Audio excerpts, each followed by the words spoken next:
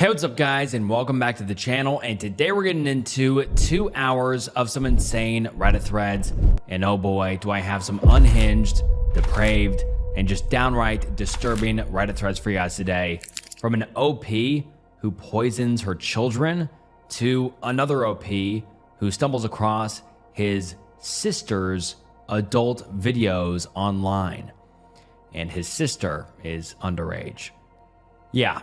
This is one of the most unhinged and insane Reddit videos I've ever made, so make sure to stick around. And I appreciate you guys stopping by. It means the world. And make sure you like the video and subscribe to the channel. It really does help so much. Also, make sure to follow me on Instagram and follow me on Spotify. And please rate me 5 stars on Spotify. It helps so much. And we are in the top 100 podcasts right now, so that's crazy. So all of the support really does help so much. And yeah, I'm excited to get into these. Well, kind of excited. These are genuinely some of the most insane and depraved Reddit threads I have ever gotten into today. So get ready because they're just crazy. And make sure you grab a drink and grab a snack and get cozy. And without further ado, let's get into 2 hours of some insane Reddit threads. Just found out my ex-wife has been feeding my kids turpentine. And for those of you who don't know what turpentine is, well, it is a strong smelling, clear liquid made from pine trees. And it is mostly used as a paint thinner, a cleaner for art brushes, and a material in chemical making. And it is also highly toxic to humans if ingested. And exposure to its concentrated fumes can cause severe respiratory, skin, and neurological issues. And so it is very, very dangerous, and it can also be fatal if ingested. And if you do ingest it, it causes severe stomach pain, vomiting, kidney failure, and central nervous system depression. And like I said, you can die from it. And so this title alone is horrifying, but let's get into it. The first post reads, I found this out, like I do most things about life with their mother. Through the kids, 7 male and 5 female, as communication has been pretty much non-existent between the ex and I since our split 6 years ago. Before anyone jumps to conclusions, no, I don't ever press my kids for information. I've worked very hard to establish an uninhibited, open, no topic is off limits type of relationship with my kids. Even though I've only got them every other weekend, I want them to be comfortable enough to fully express themselves and speak their mind freely around me. This has led to several discoveries about certain aspects of their life that their mother has asked them not to reveal to me, something I am very much against. I don't believe any child should have to hold secrets between their parents. It isn't their responsibility, and is something I would never ask of them. That being said, they've come out with nuggets of wisdom such as we shouldn't be drinking tap water because the government puts chemicals in there that makes us docile and obedient. Santa isn't real, but Jesus is, and the Bible is 100% fact. Controversial topic, I understand. And most recently, that the government says turpentine is poisonous, but it is actually good for you. What the hell do I do here? If I speak to my ex about this, or even let slip that I know what's going on, she isn't going to have an honest conversation about it with me, and I fear that she'll just press the kids even harder to keep things from me. I don't want their heads filled with this rubbish, but I feel so powerless to stop this. All I can do is try to teach them to think critically, but that is only going to be so effective when they're getting told all of this nonsense in fact. Help. Edit. I spoke to my children about it and recorded the conversation to ensure there was no confusion about what was being said. They were being fed a spoonful of turpentine every day by their Nana for the past 4 weeks while they were all away on holidays. Oh my God. But there is zero chance my ex wasn't aware this was happening. Definitely turpentine. 100% pure gum turpentine, my boy said, the bottle read. The distilled stuff, he said. They even started singing that Mary Poppins song, a spoonful of sugar helps the turpentine go down.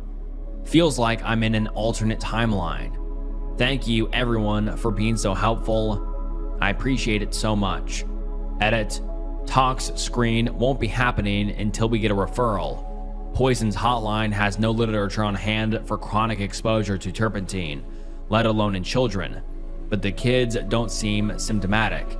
We will be visiting either a GP or the hospital first thing tomorrow for a full checkup, and a report will be made separately to that of the medical mandatory report. I don't really see a scenario playing out where CPS is not getting involved here, and I can't not have my kids medically assessed knowing that this has been going on. Currently preparing for the shitstorm that is bound to ensue. And just, oh my God, this is so heartbreaking. These poor kids are being fed literal poison every single day. I mean, the thing that is used as paint thinner and also just should never be ingested is being fed to this kids because this mom seems to be listening to, you know, crazy conspiracies. And oh my God, I just feel so bad for these kids. But let's get into some of the top comments. One user says, sorry, but you found out your ex-wife is poisoning your kids and your response is to get on Reddit instead of taking your kids to the hospital and contacting authorities? Hopefully this is as fake as it seems. And the OP responds and says, ex-wife, the kids seemed asymptomatic, but I had not been made aware of this. I probably would have never known anything was up. That being said, my mother is a nurse and we did have the kids looked at. Yes, I came to Reddit as one source among several for guidance because I have no clue what to do about this or even what my options were. I try not to act rash or emotionally impulsive when it comes to my children. I try to weigh up my options. My father has a muddy history, so even though he's not the same person he was 15 years ago, a CPS investigation has potential to forcefully alienate my children from their grandparents. That's just one example of what factors into this. I wish this was fake. And someone responds and says, WTF, asymptomatic? Dude, they've told you she's poisoning them. You should have immediately taken them to the hospital, regardless of whether you can see symptoms. I don't care if your mom is a nurse. She can't run tests by looking at them. Anyway, I still am not convinced this is real. But if it is, what you just said about your dad makes this all more confusing and sketchy. Take your kids to the hospital and seek legal help. And the OP responds and says, we spoke to the hospital, man. We called ahead. There was literally nothing they were prepared to do for us other than what we had already done. They wouldn't run tests unless the kids were exhibiting symptoms or they had a referral. Even after telling them what was going on, the nurse was very apologetic, but it is what it is. Best they could offer was a place 2 hours away that would not open until tomorrow anyway. I know what you're saying, but it just isn't that simple. And yeah, I understand that seems sketchy. I guess it kind of is. There is no legal help I could possibly get on a Sunday evening, and no way we could move things forward without rushing into it. We are going through everything tomorrow, properly and thoughtfully. Some other commenter says, Jesus Christ, record some evidence, send it to the cops, and have your ex imprisoned for child endangerment at the very least. This type of potato is going to start feeding them bleach or urine sooner than later. Not even joking. She is a dangerous level of stupid that your kids should not be forced to suffer. It is your responsibility to take action to protect them from her. And the OP responds and says, unfortunately, the only evidence I have is a secondhand verbal account of the testimony of a 7-year-old boy. He told my mother, his grandmother, who is a career nurse, who promptly told me what was going on. She's 50 shades deep into crazy conspiracy theories herself, and even she was mortified upon hearing this. My ex won't say or admit to anything, and I don't trust her to be honest. If her custody arrangement is on the line, it's all just conjecture at this point. And then the user responds to the OP here and says, hire a private eye, get evidence. It's your responsibility as a parent to protect your children. You can't be so passive. Do something. And then the OP responds and says, I agree, it is my responsibility. I have zero intention of being passive about this. I just see my current options hitting a lot of dead ends. That's why I've come here. If I'm going to go the legal route, I want to move it through clean, calculated, no room for error. He said / she said BS won't even get me a seat in the courtroom. Private investigator could be something worth following up though. Thank you. And then another commenter says, those poor kids. Good idea picking this idiot to mate with. And then the OP responds and says, yeah, look, I've got no good defense for that. Changed a lot after she got her ring though. There's a reason I'm not still with her. And then the OP comes back with an update the very next day, which reads as follows. So, I just found out through my kids that my ex-wife has been feeding them turpentine mixed with sugar or honey as a way to warm them, and also has been using it topically to treat mosquito bites. They are both kids. Reading up on what it does if you ingest it, because who the hell would ever think it's a good idea to drink paint thinner as medicine? It can be devastating, and it really doesn't take a whole lot to mess you up, especially if you're a child. Think 1 tablespoon could potentially be enough to change your life. Kind of messed up. I don't think talking to the ex is going to yield any results, and realistically, I don't even expect her to be honest about it anyway. My only evidence so far is the secondhand account of the testimony of a 7-year-old boy. He told my mom / his grandma, and she went and told me. Do I have any legal options here? Should I be collecting evidence, and if so, what kind? I honestly don't know what to do. I can't have my kids being fed literal poison, and to top it all off, they were saying, yeah, the government tells us it's poison, but it's actually good for you. This isn't the first time they've come out with little nuggets of conspiracy-soaked wisdom like this. Tap water makes you docile and obedient sort of stuff, but this one is truly terrifying. They were meant to go back to their mother today, but I've got them in my care until next weekend due to an undisclosed emergency that my ex sprung on me about an hour ago. Never mind that I'm starting a new job tomorrow, and I wasn't prepared in any way to look after them for a week with no notice. But please, if anyone here can give me a few tips or pointers, it would be so grateful. I'm stressing pretty bad about this. I don't know what to do. Edit, I'm located in Victoria, Australia, if that makes any difference to the situation.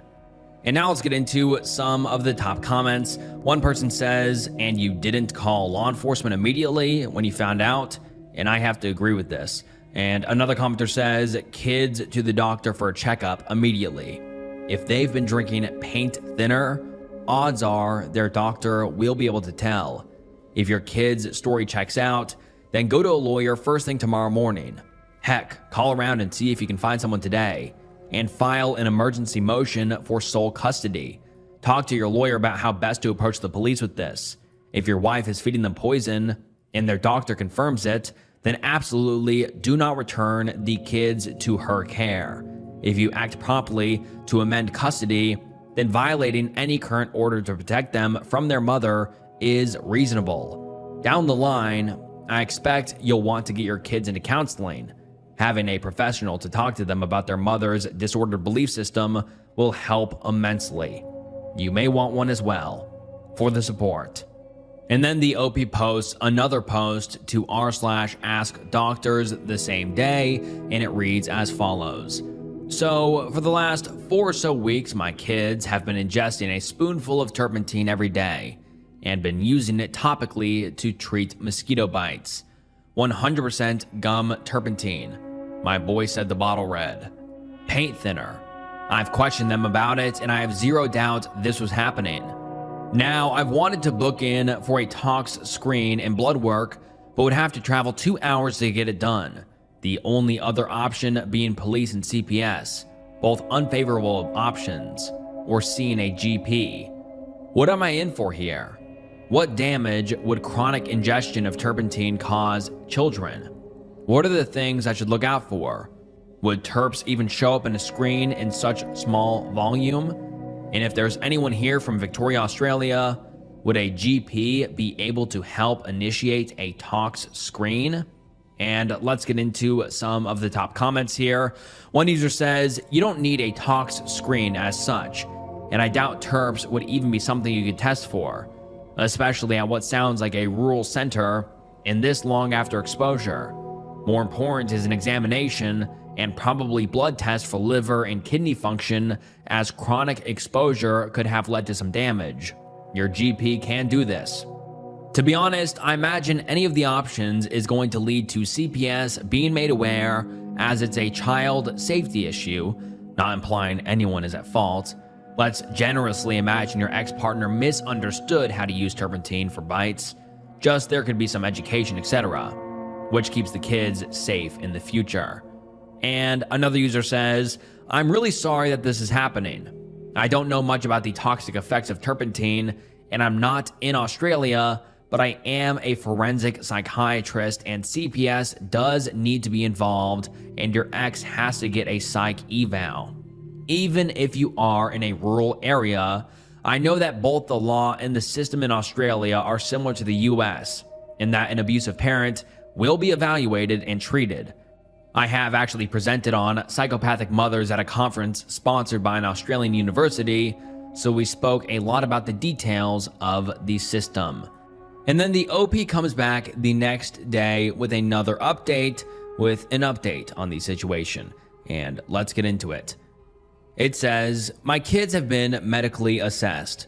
They've had blood work done, testing for liver and kidney function, as well as any other abnormalities, and have undergone some minor testing. Thankfully, everything has come back clear, and they seem to be happy and in good health, apart from my daughter being a little upset about being jabbed with needles. There were, however, some very concerning statements made by my kids to the doctors who screened them, both with and without any family present. Everything said has been transcribed and documented in their discharge papers. CPS has since been informed of the situation. The situation has been reported to the police, and a medical release statement has been filed with them. They told me they would remain in contact with CPS and wait for their lead. The kids are legally staying within the care of myself and my family until further notice from Child Services. At this point in time, I've had no contact with my ex since all of this came out. I have a tip on a great family law legal representative whom I will contact in the very near future to discuss my steps moving forward. And about making a claim for primary custodial care. My family fully supports this decision, and we are all still incredibly shocked about this whole scenario. I am on the verge of having an absolute meltdown, but things actually seem okay right now. My kids are safe. I couldn't be more grateful for how supportive my family and friends have been over the last couple of days. Thank you to everyone who gave me their advice and support. I appreciate every single one of you. Please do not feed your children turpentine. And then the OP comes back a few months later with an update, and let's get into it. It reads, just an update on things since everything went down, and maybe provide a little clarity on a few key details. Not that it's necessary to me that you believe my story, Reddit being what it is and all, but bear with me as I haven't really spoken about the topic with anyone outside of my partner in a very, very long time. There will be a few additional details that won't be mentioned for discretionary reasons and active actions currently in place. Not very brief. Sorry. I'll start by stating that the kids have been in my full care since that first post and are very happy and healthy. The mother has placed the entirety of blame on the grandmother and remains steadfast in that stance to this very day. The month prior to my post, they spent camping as a family, the kids and their mom's immediate family.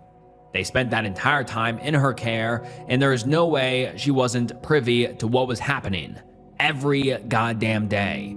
The kids had a song to sing about it, all substantiated in statements taken from them. So, as a few have speculated, yes, this happened in regional Victoria, a couple hours from Melbourne. The hospital here could have taken the kids in for screening through ER, but they didn't have the facilities to actually test the blood work on site. The turnaround for a result, I was told, would have been a few days, possibly longer, as it had to get sent off. Alternatively, I could just wait until the following day to make the trip to the nearest facility that was capable of producing same-day results.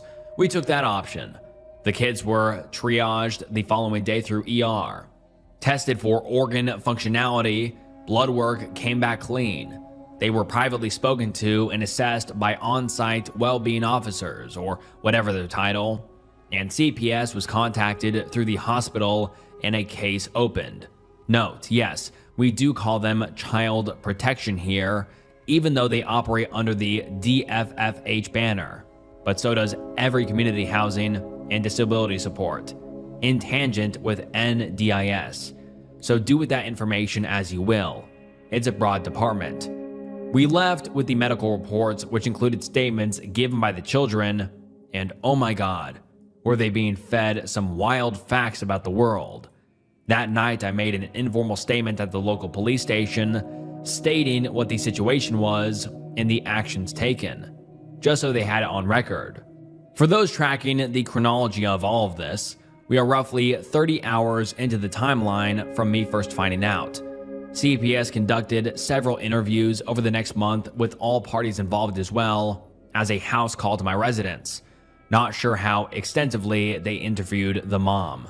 They concluded the children unfit to be in the mother's care, but were comfortable in closing their case should they remain with me full time. Surprisingly, there was no legal order put into place. Apparently, they are happy to move on from a situation once comfortable with the results. Found a good law firm and started the legal process, which has been very slow due to an unsurprising lack of cooperation. Essentially, though, we have restricted the mother's access to supervised visitation and removed her paternal right as a legal actor regarding medical decisions. She has only seen them a handful of times in the 2 years following, despite constant efforts to facilitate visitation. The kids have had therapy, and I've spent many hours talking to them over the last 2 years, helping them navigate their way through this. They'll have a lot of questions they'll expect answers for when they're older, I'm sure. Currently, we have managed to secure scheduled visitation with the mother through a professional contact center, which facilitates supervised visits. It has been a wild ride, but we are incredibly lucky and happy to have the strong family unit we currently do, including my partner and her daughter, who have been next to us through most of this process. Please teach your kids it's safe to be honest and open with you.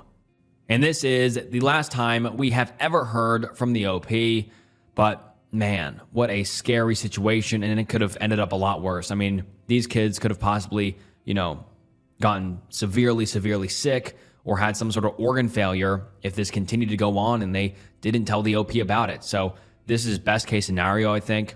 The OP ended up with custody, and hopefully he's able to, divorce her with no other issues. But yeah, like I said, what a scary situation.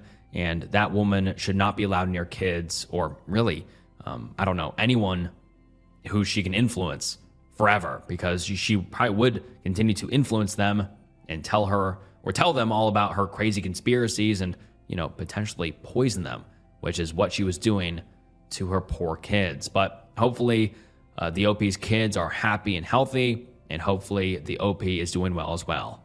And on to the next one. You know those things you buy that slowly become a part of your everyday routine? The ones where a few months later, you can't believe you ever lived without them? That's pretty much what happened with Quince for me. I picked up a few pieces from Quince because I wanted clothes that looked a little bit more elevated without spending luxury brand prices. And honestly, they've become some of my favorites. Whether I'm recording videos all day, grabbing a coffee, or heading out for the afternoon, these are some of the first things I reach for because they're comfortable. They fit well, and they still look great after wearing them over and over. And just to be completely candid, I love Quince. It has genuinely become one of my favorite places to buy clothes, hands down. And at this point, it's basically all I wear. So when they reached out about working together, I was stoked. And I was honestly stoked because I was already a customer. These are the organic cotton classic stretch chino shorts, and they've been perfect for the hot summer weather. They're lightweight, incredibly comfortable, and they still look put together even on really hot days. To go with them, I've been wearing the 100% organic cotton mesh stitch sweater polo. It's one of those shirts that looks a lot nicer than a basic tee, but is just as comfortable to wear. And if I'm keeping it more casual, I've also been wearing the Japanese lotus tee, which is unbelievably soft and has quickly become one of my go-to shirts. Another one of my favorites is the organic cotton stretch chino pants. They fit great, they're comfortable enough to wear all day, and they honestly feel much more premium than I expected for the price. Everything I've ordered has felt incredibly high quality, and even the ordering process could not have been easier.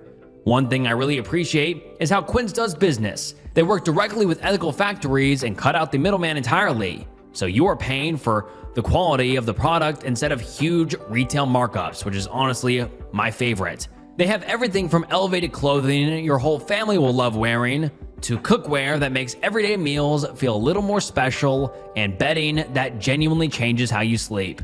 What surprised me most was just how premium everything feels. Their products are typically priced 50 to 80% less than similar brands. And with over 3,000 5-star Trustpilot reviews, it's easy to see why so many people keep coming back. Just keep in mind that Quince favorites do sell out, so if you've been thinking about refreshing your wardrobe, upgrading your home, or elevating your kitchen, now is a great time to check them out. Upgrade your everyday.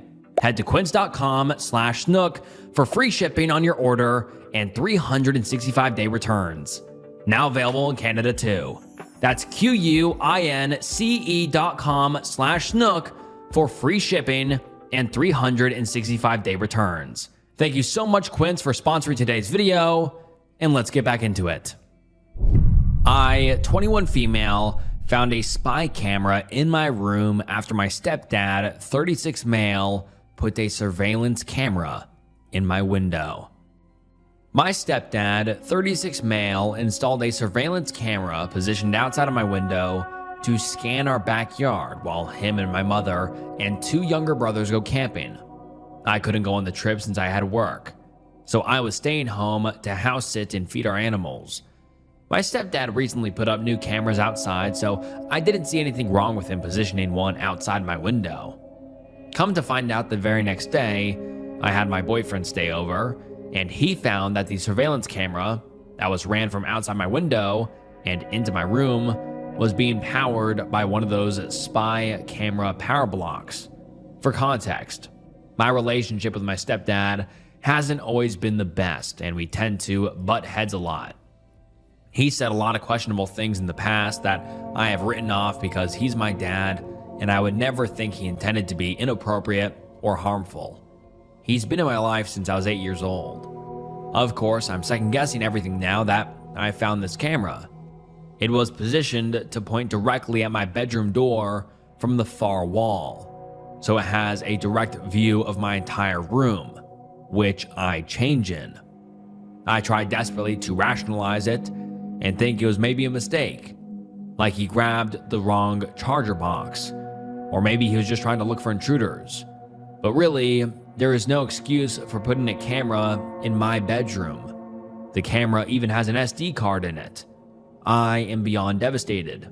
My stepdad even suggested I invite my boyfriend over while they're gone so I have someone here, which is something he would never do, considering he's made it clear before he doesn't want him over when no one is home because he doesn't want us, quote, having intimacy in his home. My boyfriend and I are going to go through the SD card to see if there's anything on it. I'm at a complete loss at how to even bring this up to my mom. This is obviously going to change everything.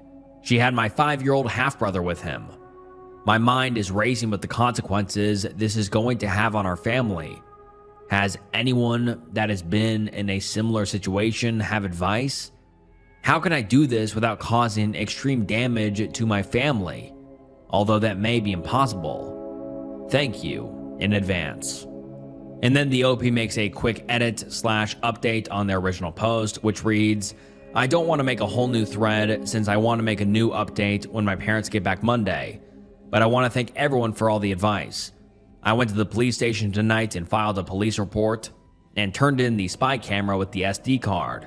The officer said this is a serious offense and will likely get a call early next week from an investigator due to the severity of the situation. I'm planning on telling my mother about the police report after we have a conversation about this on Monday, with my aunt and uncle present. As for people messaging me about my profile, thank you for reminding me to delete personal information. Please, please, please do not dox or try to seek any sort of justice for me, as this may affect the case. Respect my privacy during this time, please, as it may be crucial during this investigation. This was the hardest thing I ever had to do, but whatever this was, it's ending with me. I hope I can get justice for myself and any other victims who may have been violated by him, since this will be heavily investigated and the officer said it will likely be looked into further, such as search warrants and looking for more SD cards. I'm hanging on by a thread, but the support I have is what's keeping me together. I'm staying with my boyfriend tonight to keep out of the house. Thanks again for all the love and supportive messages. I'll update again soon. And then the OP does update the next morning and says, it's the next morning, and once my boyfriend wakes up, we're going back to my house today to look for any more secret cameras, either in the bathroom or my brother's rooms, so I can submit it for more evidence. I'm iffy about searching my parents' room for more evidence, as it's likely he has a hidden camera in there to see me do it. Still on the fence about having a police officer search the house. If I do, I'll be sure to update after I'm finished and in a safe place. My aunt has offered to come with me to help me search. Again, thank you everyone for the support. I'm trying my best I can do this the right way and get as much done with the time I have left. I am mentally and emotionally drained, but I'll be seeking resources once all of this is said and done. I'm reading everyone's comments, so I'm taking all the advice I can get. And then the OP makes another update number 3 on this post, which reads, I probably won't be able to update for a few more days since today is the day that I talked to my mom, but I just wanted to share the plan I made and hopes for what happens today. After talking with my aunt, uncle, boyfriend, and my cousin who is a civil lawyer, I have decided that I will speak to my mom in a separate location from my stepdad. Most likely, I'll have her meet me somewhere outside of our home. I'll have my aunt with me, and this is where I will explain everything to her. The camera, past uncomfortable experiences I've had with my stepdad that I originally brushed off because he was my dad, video footage of him deliberately setting it up and angling it, and footage of me in my room. I'm praying she understands why I had to go to my aunt instead of her considering she was not in town and I was worried for her safety if I told her what happened. She was stuck with him and my brother's about 4 hours away for the weekend. I'm hoping with my aunt there and her being away from my stepdad that it will prevent her from reacting out of anger and search for him and escalate the situation then and there. And I hope my aunt can provide some support for myself and her. I'm prepared for her to go through the same processes I went through, such as reasoning and denial. But with the evidence, there's no possible way she can deny it. I'm preparing myself for the worst. I just hope that I can be strong for her and support her as this all hits her like it did me. I will not be returning home or facing him today. My boyfriend will be on standby to pick up my brothers if needed, since my aunt has offered for them to stay with us, so my mom can talk to my stepdad without them there. I'll ask my mom to meet me and, of course, not tell my stepdad about the circumstances. Maybe she can tell him she's going to the grocery store. I don't want him getting any hints that she could be meeting with me. I know I've said it a lot, but I truly do appreciate the support system I have, not only with my family, but here too. This has been a nightmare, but hearing everyone's stories about this, proving it's way too common, is what is helping me get through this and pushing me to do the right thing. Not only am I a victim in this, but my boyfriend as well, and God knows who else. The confrontation won't happen for about another 7 hours, so in the meantime, I'll be reading over comments and preparing myself for what comes today. Thank you guys. And now let's get into some of the top comments. One user says, "Sorry, but this is deliberate. It's no mistake. I would gather evidence, as already stated. My concern is how long has he been doing this and how many people are affected. Trust your gut." Someone else says, "Mentally prepare yourself for your mom to not support you on this. I would love to be wrong, but I've read too many stories on here where the mom turns on her daughter in similar stories." And then the OP comes back 5 days later with another update, and let's get into it. It reads, "I'm not sure why, but I can't figure out why my post on r/relationship advice is unable to be edited, but I'm sure a lot of you will find it here, so here is somewhat of an update. Hi guys, I know a lot of people have been waiting for an update on what happened and about my safety. For the reasons that my post is becoming somewhat viral and showing up on other platforms, I don't think I can share many other details until this ball starts rolling with the police report. Just know that I am safe and I've been very busy the past few days with apartment hunting, working, and attempting to heal. Most of you may have guessed it, but my stepdad got to my mom before I was able to. You can kind of assume how that's been going. I promise that once the investigation actually starts and my mom finds out about it, I'll be here sharing more of what happened. I don't want to remove my post in case someone else may be going through the same thing and needs the support of you guys, as shown in my comments. I appreciate everyone rooting for me, and I'm sorry to say that my mother isn't on my side right now. I've more so been focusing on myself since the conversation and trying to make the most of the situation. On the bright side, I've been able to hang out with my cousin, and she helps keep my mind off things. I'm doing my best and will update when it feels like the right time. Thank you guys." And now let's get into some of the top comments. One user says, "Literally just finished reading your first post about 30 minutes ago and came back to follow. What you're going through is so deeply disturbing, I couldn't shake it and want to get updates to make sure you're okay. I got a sinking feeling reading about you wanting to speak with your mother before her husband got to her. I just felt like you knew, and it's unfortunate to hear that it is the case. As you said, she's likely on a roller coaster of emotions and confusion, similar to what you experienced/are experiencing. That doesn't excuse her reaction. You deserve the support of your mom. I just hope she snaps out of whatever hold he has on her very soon and rushes to your side with an authentic apology.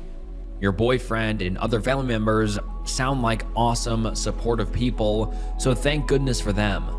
But the real MVP of this situation, in my honest opinion, is you. This has to be extremely stressful to say the least, and you're handling things with dignity and courage. I hope you recognize that." And the OP responds and says, "Thank you so much. I think I'm holding out hope she will come around too. I went through similar emotions she's probably feeling, so I'm giving her some time to process it. I'm sure it's harder for her with him being the only one around her to physically tell his side, and once everything is said and done, I will tell my whole story here, and it'll make more sense as to why she probably believes him over me. It's not right, and my aunt is upset with her too. But unfortunately, I understand why she's siding with him. He is a narcissist and master manipulator, so although it doesn't surprise me, it is very disappointing."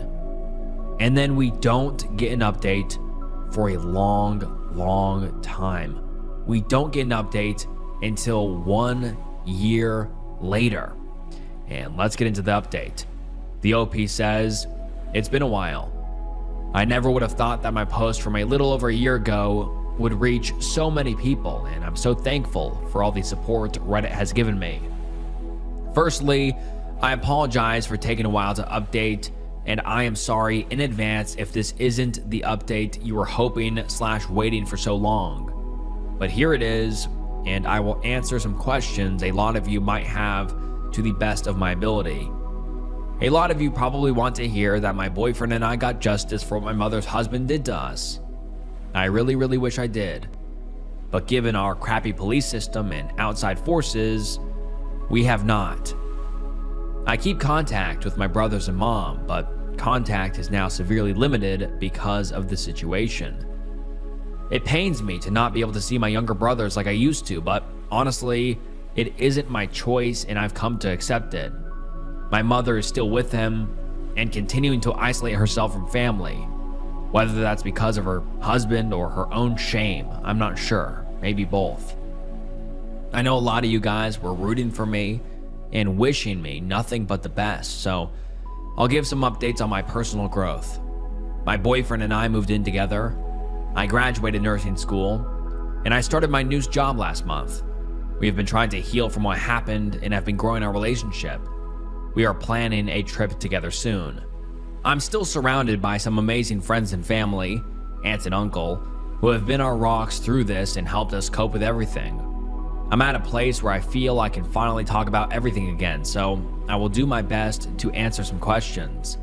Thanks again to everyone who reached out to me, even the weird ones who tried creating lore for me and theorizing my life. Y'all are really strange, but again, it's Reddit, so whatever. And now let's get into some of the top comments. One user says, "I'm sorry your mother has chosen to stay with the creep, and I'm really sorry that it has affected your contact with your brothers. Your mother is failing you with all of her behavior.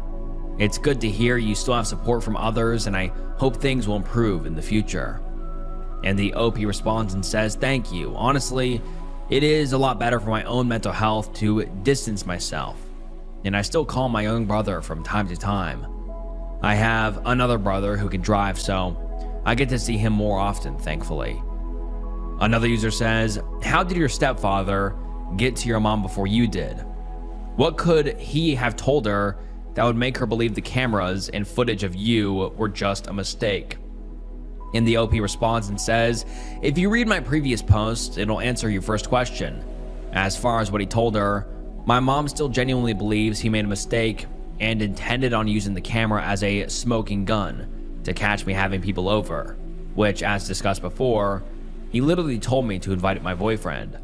My mom genuinely believes he made an oopsie and wasn't thinking when he put the very much working Wi-Fi capable spy camera in my bedroom. My mom has been brainwashed by an expert narcissist.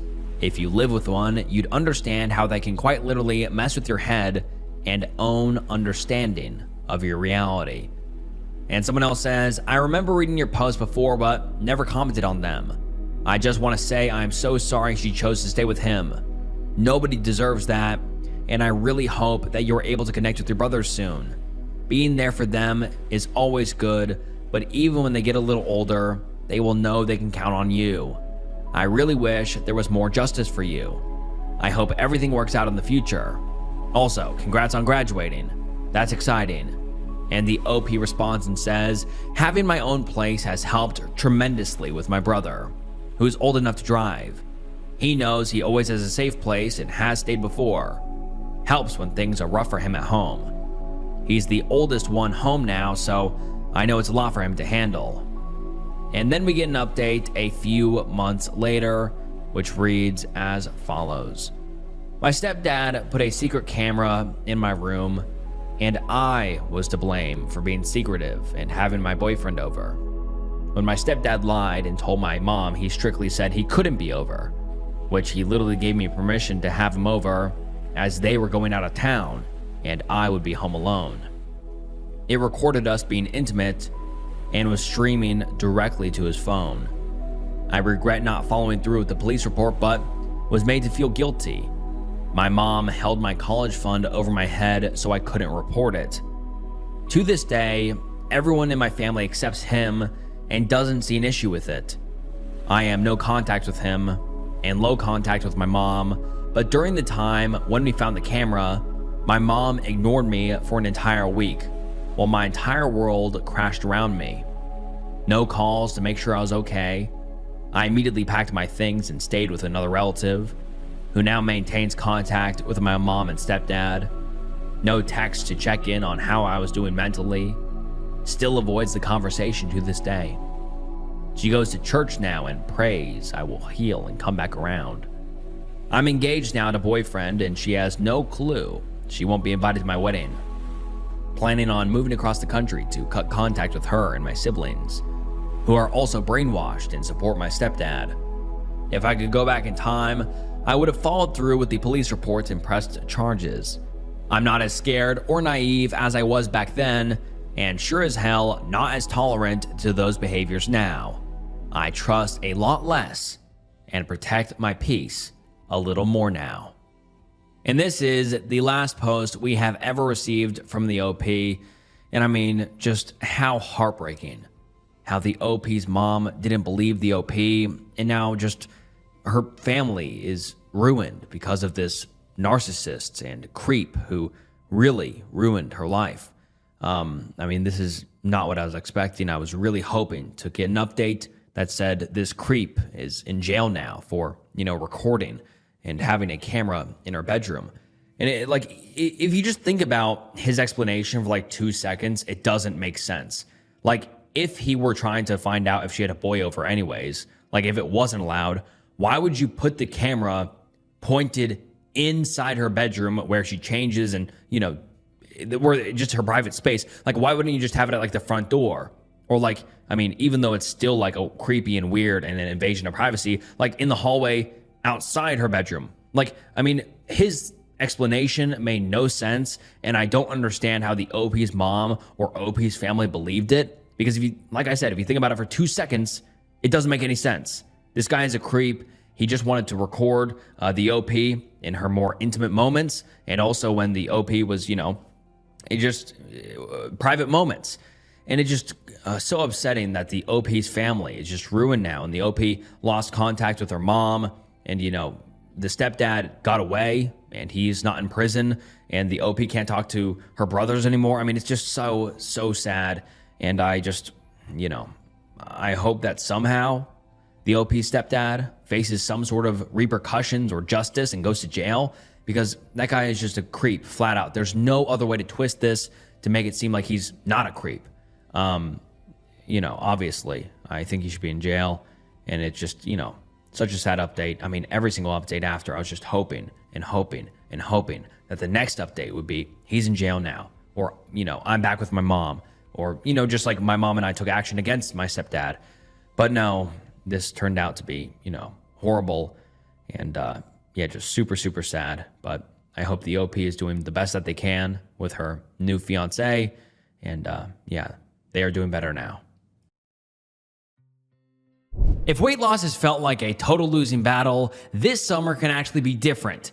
Skip the guesswork and try weight loss by Hims. You can access an affordable range of FDA-approved GLP-1 medications, including the Wegovy pill and the Wegovy pen. Plus, get the support you need to actually stick with it. With Wegovy at Hims, you can lose up to 20% of your body weight when combined with diet and exercise. It helps regulate your appetite so you eat less and keep the weight off. And because Wegovy is the first ever GLP-1 for weight loss, there are no needles needed. The best part? Through Hims, everything happens completely online. You'll connect with a licensed provider who will determine if treatment is right for you. If prescribed, your medication gets delivered right to your door. No insurance necessary. Hims makes hitting your goals seamless. You get 24/7 messaging with your care team and in-app lifestyle support like meal plans, recipes, and fitness content. Plus, with a range of affordable options, Hims makes it simple to find a personalized plan that fits your lifestyle and your wallet, along with unlimited dosage changes as needed. Ready to reach your goals? Visit hims.com/snook to get a personalized, affordable plan that gets you. That's HIMS.com/snook. hims.com/snook. Weight loss by Hims is not available in all 50 states. Wegovy is the registered trademark of Novo Nordisk AS. To get started and learn more, including important safety information, Wegovy clinical study information, and restrictions, visit hims.com. Thanks for Hims for sponsoring today's video. And now, let's get back into it. So I stumbled across some not safe for work pictures of my minor sister on the internet. What do I do? First and foremost, no, I did not save any of them. Second, no, I will not tell you where I found them. Third, no, I did not jerk it to them. This is a serious situation, so please take your inappropriate comments elsewhere, if that's not too much to ask. Sigh. So, the other night, I was up late finishing a paper for school. I attend a university, but commute there from home, when I decided it was time to look for some adult videos. It's on the internets now, in case you didn't know. Through sheer random chance, a random link on a site/board I frequent, I stumbled across a picture of a rather attractive looking blonde.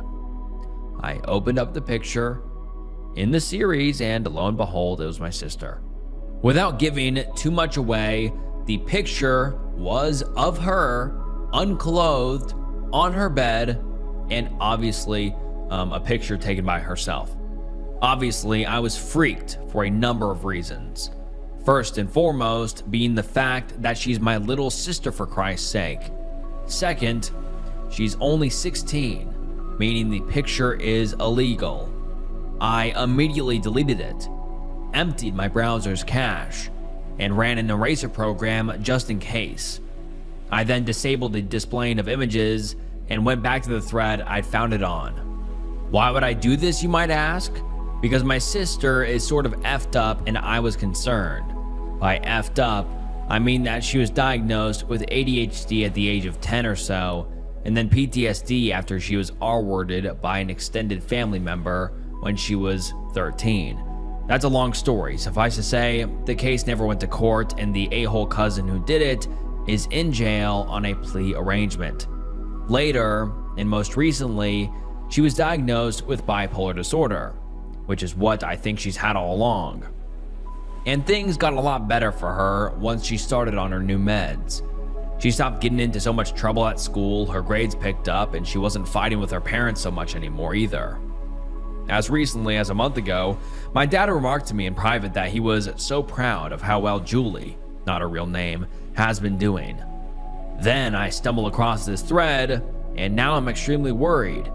What the hell was she thinking? I already knew she spent a lot of time online, but I had no idea she was spending it by pandering to anonymous internet pervs on a image/message board. I did some more investigating, and a search for her alias revealed that she's been posting on 2 such boards for at least the last 6 months. There are some huge gaps in her posting frequency, but typically she's posted about once a week on average. Sometimes she posts several times a day. From the little red X's I saw during this investigation, she's been including images of herself at least 10% of the time. I don't know why she's doing this. For attention? Hell, she gets plenty of attention at home. Our mother does whatever she wants, and our father worships the ground she walks on too. Plus, whenever she gets upset, she always comes to me for advice/help. I'm sort of the stereotypical stalwart big brother, there to take care of her, etc. We've always been close, even during her craziest phases, and my most reclusive ones. Now, I don't know what to do. For the last few nights, I've debated asking some of my friends about it, but I've been afraid they might try finding said images for themselves. I have a good friends, but I know how guys are, seeing as I am one. I also know that at least a few of them have had the hots for her for a while now. Besides, admitting to them that I've seen my sister like that might creep them out. Or I could talk to my parents, but then I'm afraid they'll do what they did last time Julie freaked out. Put her in a mental hospital. I certainly don't want to be the cause of that. Another option would be to talk to her about it, but God, then I'd have to admit I'd seen one of her explicit photos. What would she think of me then? I know half of Reddit will never believe what I said above about me only looking briefly and then deleting entirely. What are the odds she would believe me? What if it pissed her off? What if she accused me of being a perv? Or what if she just became uncomfortable around me for the rest of our lives? Hell, I've sort of been uncomfortable around her since that picture heard around the world. Damn. I don't know what to do. I think it is very, very unhealthy for her to pander to these internet pervs. And one of the most recent messages she posted, she said she would start doing videos soon. The worst thing is, these guys, her supposed fans, treat her like crap. They demand more all the time, and they call her all sorts of mean names. And her replies to such vileness play into what they say. Reading through the most recent thread was heartbreaking for me. She admitted in it that she's worthless and just stupid because these guys want her to be that. They call her those things and she goes along with it, even though I know she's not. She's actually loved and pure and brilliant. Why would such a girl behave so differently online? Please, Reddit, I know some of you are dying to post a funny or sarcastic remark, but please refrain. I love my little sister. If you have any thoughts on how I can best handle the situation, please share. Otherwise, go on over to r/funny. Thanks. Yes, this is a throwaway. Friends and family know my regular Reddit account, and I wanted this to be as anonymous as possible. And now let's get into some of the top comments. One user suggests reaching out to the website directly, and the OP responds and says, I should have mentioned this already, but I already did contact them. It was the first thing I did. They never replied to my emails, and the pictures are still up on both sites. I guess I could go the distance and contact the authorities, but for all I know, these sites are run in foreign countries. I'm in the USA. Besides, would it really help that much? If her pictures are yanked from one site or the other, you just know they'll end up on a third. I'm more concerned with the why of Julie wanting to post them in the first place than I am of the why of sites wanting to host them. Because that last question is easy. My sister is hot. It feels sort of creepy to say that, but it's true. Ugh. And he's right, that was really weird. Like that was really weird to say. Because that last question is, my sister is hot. It feels sort of creepy to say that, but it's true. That is weird as hell. What the hell? That was completely out of left field, I feel like. Like that was like, what the? Okay, anyways, let's move on to another comment. One commenter says, the reason she's behaving like this is probably because of her R-word incident. R-word either causes you to shut down intimately or it causes you to go into overdrive. And it sounds like your sister is doing the latter. Why?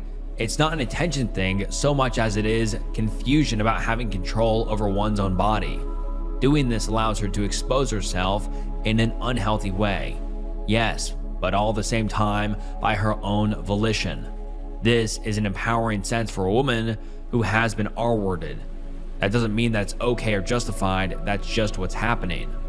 I have actually survived R-word, and I didn't go down this path. But I did go down a pretty promiscuous one, which I have now overcome. My older brother heard the stories and talked to me about it, plain and simple, knowing that my brother cared about me, and that I was worth something more than my, promiscuous deeds. Probably saved me from a lot of hurt. Point being, you talking to her about it is awkward, yes, and she may deflect. But starting out a conversation with her is important because you are in a position to save her from a lot of pain. Something like, hey, I was wondering if I could talk to you for a minute. Listen, I really love you. And so I was worried when I came across these pictures of you on the internet the other night. Your intimate life isn't my business, but all the same, I'm here to talk to you, should you ever need anyone. And the OP responds and says, that's all great advice and thanks for it. But what if she freaks out that I saw one of her not safe for work pics? I can just see her totally freaking, no matter how I told her about it. Maybe I could just lie and tell her that a random friend of mine told me about them.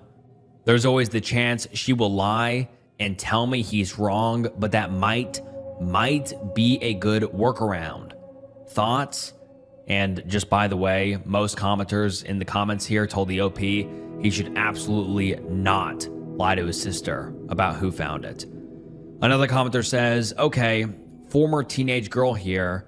She's probably just being a moron and experimenting with her intimate preferences in a dumbass way. I saw a lot of my friends do that sort of thing. Not videos so much, but photos or chatting with two old guys who did the whole, promiscuous thing. So first off, don't freak out too badly. Freak a little. But this doesn't mean she's going to grow up and have her life ruined. She'll probably just grow up and be a little bemused as to why she did that. Second of all, talk to her. I'm not sure what you say. I know I could tell my little sister that I saw her photo, and WTF was she thinking? The internet is forever. Find better ways to test your intimate boundaries, but I'm not an older brother, so you're gonna have to be the judge on this one. Would you talk to her about intimacy/adult videos and not in a creepy way, obviously, of more in a mentor way? If so, I think you could probably bring it up. You need to bring it up, obviously. It also wouldn't hurt to bring in a female friend, if you got one you trust and one she looks up to drive home the point that there are better ways to get male attention/play with your intimate preferences than this. If you want, I can try to recreate the speech I gave my sister about this sort of stuff, on calling yourself bad names or letting other people do it or taking explicit photos, etc. So you have talking points. You know your parents and if it would be best to involve them. I know I'd tell my mom, but she'd be as cool with it as mom could be, and my sister would never be able to get on the internet again and be forced to talk about why she was doing it with a therapist, not put away. Edit. And with the R-word thing, I bet on some level she's trying to regain control. This is her body and her choice, you know? Edit. And this has nothing to do with her being underage. Until my sister hit about 19 or so, I'd still talk to her and maybe even rat her out on my mom. And the OP responds and says, that's all good advice. Damn, Reddit is awesome. A couple of thoughts. Maybe I didn't make this clear in my original post, but let me be plain. If I tell our parents about this, my sister will be sent back to the hospital. That might be for the best in truth, but I don't want to be the cause of it. Julie has never told me exactly why, but she said that her last time there, she's been there twice, was the worst experience of her life. One of the most heart-wrenching moments of my life was seeing her after a 3-week stay about a year ago. She cried in my arms about it. I won't and can't do anything to cause such an experience again for her. Period. So I have to keep our parents in the dark. I'm starting to realize, though, that I do need to talk to her. Hell, maybe I should just tell her to post her concerns/worries/etc. to Reddit. Another commenter says, I know this won't be a popular response, but don't worry about it so much. I did this when I was that age too. It made me feel pretty and wanted at a time when I was feeling very awkward. I was also the victim of SA at a very young age and had severe body issues for a long time. Being unclothed on the internet made me feel good. I was careful and made sure that my face and identifying things were never in the same picture as my unclothed body. But that's not a conversation you want to have with your sister, lol. Needless to say, it didn't ruin my life or career, and I'm not sorry I did it. And then the OP responds and says, thanks for sharing, but that does not apply here. My sister is doing nothing to hide her identity, other than having a fake alias she uses to post. Again, what worries me the most is how horrible her fans treat her, and how she seems to embrace it. Let me put it to you this way. If I'd come across a picture of her without any context, just a random picture of my sister, I'd have felt embarrassed, would have erased the file, have forgotten about it. This isn't the case here, though. She is actively communicating with freaky douchebags on at least 2 image boards and doing what they ask her to do. And it's all horrible. And another commenter says, why would a girl behave so differently online?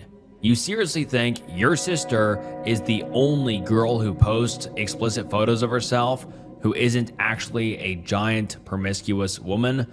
I find it funny that you were looking for adult videos and that was perfectly okay until you saw your sister. All those other random girls are perfectly okay to be unclothed because they're anonymous, but this one is your sister, so she's special. I also like how you, again, were looking for adult videos and that's perfectly okay. But all these guys who look at your sister are internet pervs. And then the OP responds and says, that is such a BS argument. I never said that it was perfectly okay for me to look for adult videos, first of all, and I never distinguished myself as being any better than the others who do the same. I am an internet perv. I don't see anything wrong with that.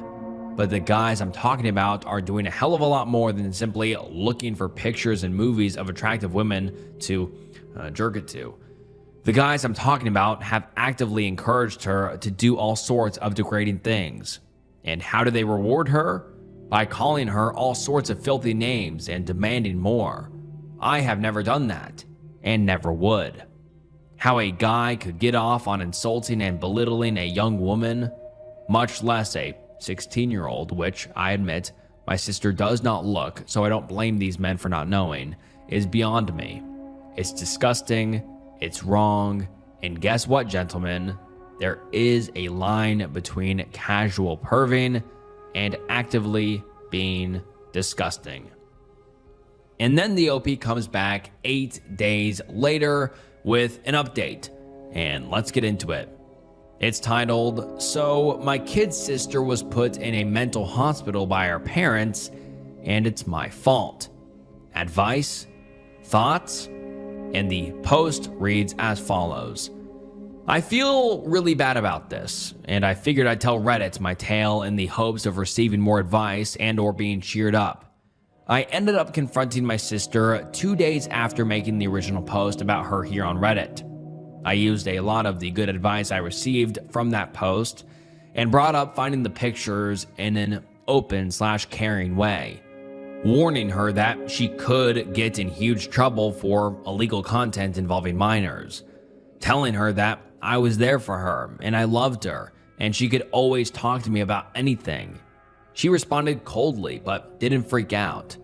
She just wanted to know if I was going to tell our parents. I said I wouldn't if she promised to stop posting. She agreed. It was a very tense conversation, but I tried my best to come across as understanding and caring. I never raised my voice. I never called her stupid or anything like that for what she was doing, etc. The next day, she confronted me, and boy, was she pissed. She told me I was a jerk and a perv, that I wasn't her father and could not control her, that no one could tell her what to do, etc. It was a typical manic/teenage blow-up.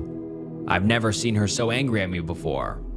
She wouldn't let me get a word in edgewise, and she went on to say crazy stuff about how if I told on her, she'd get one of her online boyfriends to beat me up. I decided right away what I needed to do, and I almost posted about here on Reddit, but my guilty conscience kept me from doing so. That night, while she was out with her friends, I went on her computer and was able to find all her Google Talk chat records. She wasn't logged into her Gmail account, but she had her browser, i.e., set to log her in automatically. I felt really guilty doing this, but after her tirade, I became convinced she must be off her meds. Her confrontation with me was a classic mania episode, and I wanted to know what she was up to. I told myself I'd look once, and if I found nothing more worrisome than what I was already aware of, I would stop spying on her and consider talking to her again when she calmed down. Unfortunately, what I found was very worrisome. The situation was much, much worse than I had ever imagined. I found a chat she had with someone who she obviously met through one of these forums she was posting on. A search for his email address in her Gmail account showed hundreds of chats and emails with this man dating back to early spring. I read a few of their recent chats and discovered that she was planning on meeting him at the end of the month. Apparently, A concert I'd known she was supposed to be going to with a real-life friend was just a cover-up for hooking up with this guy at a nearby motel. He even sent her a ticket, so he had her real mailing address to complete the facade. That concert ticket has been hanging on our fridge for about a week. Based on their most recent chats, it was clear she's been talking to this douchebag on the phone, or maybe over Skype. There were gaps in their chats which made them confusing. What I was able to deduce, though, was that this guy is married with 3 kids, 1 in college, so he's definitely way too old for my sister. He knows her age, too, because she chatted a lot about high school with him. It also became clear to me that my sister has been very promiscuous with boys at school. She chatted with this asshole about all these guys she's been with. Oh, and guess how most of these chats with my sister started? Him messaging her and saying, "Hey, little, explicit word, how goes it? Nice guy, huh?" Even more disturbing than all of that was the fact that she kept referring to her online boyfriends in chats with this guy. She chatted extensively about one guy she allegedly met, and who this a-hole apparently knew from the board, who apparently hit her while they had intimacy, chipping her tooth. I remember her chipped tooth. She had to get it fixed back in July, and she told us all it was from taking a fall off of her bike. Unfortunately, I think she chats mostly by using AIM, because in some of her chats with the a-hole, she said things like, "LOL, chatting with so-and-so from the board right now. He's thinking of flying out to meet me." Stuff like that. I couldn't get into her other accounts. I'm glad I couldn't access her other accounts, because what I read in her exchanges with a-hole were more than enough to worry me sick and make me literally want to cry. She talked a lot about her promiscuity at school, and even with guys she's already hooked up with from online. He, in turn, encouraged her to do it even more. Now I have no idea how true any of her crazy stories to him were. Some of them seem really over the top, and I hope to God they were just manic lies. But while at first I thought they were all BS, as I read more and more I became convinced that at least some were true. I stopped my snooping without hardly putting a dent in reading all that stuff. I just couldn't stomach it. But I did print out these series of chats and emails with her plotting to meet a-hole at the motel. Thankfully, they talked about it extensively online, so there was all the proof. The address of the actual motel, long and graphic discussions about what they'd do to one another that night when they met, her thoughts about how easy it was to fool our parents, his thoughts about how easy it was to fool his wife that he'd be going out of town on business on a Friday, etc. There was no need to ask Reddit what I needed to do now. The next day, I told my dad that I needed to have dinner with him in private, and I brought along my ill-gotten gains. The damning printed out chats and emails I'd violated my sister's trust to obtain to the restaurant. He thought I needed to talk about how stressful this semester at college has been, and instead I told him the whole story, from finding the pictures of her online to snooping on her computer and discovering all of the other stuff. My dad was really cool about it. He was obviously heartbroken and upset, but somehow he made it strangely easy to admit to him that I'd seen my sister unclothed and had been spying on her since. After laying the whole thing out to him, he took a long break away from the table, presumably to use the bathroom, but I'm 95% sure he went outside for some air. And when he returned, he told me through blurry eyes that he agreed with my assessment, that she was off her meds and clearly needed professional help. To keep her close to home, he grounded her the next day for skipping a class the previous week. He didn't want to tell her the real reason he was grounding her. Meanwhile, he brought my mom in on the other thing. I can only imagine what that conversation was like. He then contacted his lawyer. He wanted to bust the a-hole who was going to meet up with her. Unfortunately, the lawyer said she's technically old enough to consent to having intimacy in this state, and that there was no way to reveal a-hole has illegal pictures of her without also revealing to the cops that my sister had been committing a crime, posting illegal content of herself online. His advice was to take away her computer and get her help. That's what happened yesterday. When my sister got home from school, me, our parents, my dad's lawyer, and a counselor from the hospital, they were putting her and greeted her in the living room. We did an intervention, and I had to tell her why I was concerned about her in front of everyone, and basically confess that I was the reason she was being put in a hospital again. All she did was cry and shake and beg not to be put away, which made me cry while I spoke in after too. She didn't seem mad at me, but she became an emotional train wreck only minutes after entering the house and realizing what was going on. I'm so worried she's going to hate me when she calms down enough to fully comprehend what I did. She's been in the hospital for a solid day now, and me and my parents are supposed to go visit her tomorrow. I'll let you all know how that goes in exchange for one of two things: advice or attempts to make me feel better for what I did. Jesus Christ. You'll remember from my last post that she's been locked up before. She told me a long while back that it was the worst experience of her life, and she cried the entire time she shared that experience with me. I begged my dad at that dinner meeting not to send her back to that same place, which sounded awful, and thankfully he took my advice and found her a nicer place. I haven't seen it yet, but my dad spent the time between the dinner I had with him and the actual lockup researching such institutions. This one is a 2-hour drive away, but is supposed to specialize in adolescents. Even so, I feel like shit for being the reason she's getting locked up again. But I have no idea what I could have done differently. She did such a good job of hiding the fact that she was going through her manic craziness again, that I would never have suspected she was off her meds. Oh, by the way, she definitely was. She talked about flushing her pills every morning in some of those chats with A-hole. He, of course, encouraged that. If I hadn't stumbled across that picture of her on that forum and confronted her about it, still, this is my sister I'm talking about. I love her and I do not want her to hate me. I feel like I stabbed her in the back by doing what I did. I keep thinking I could have done something different.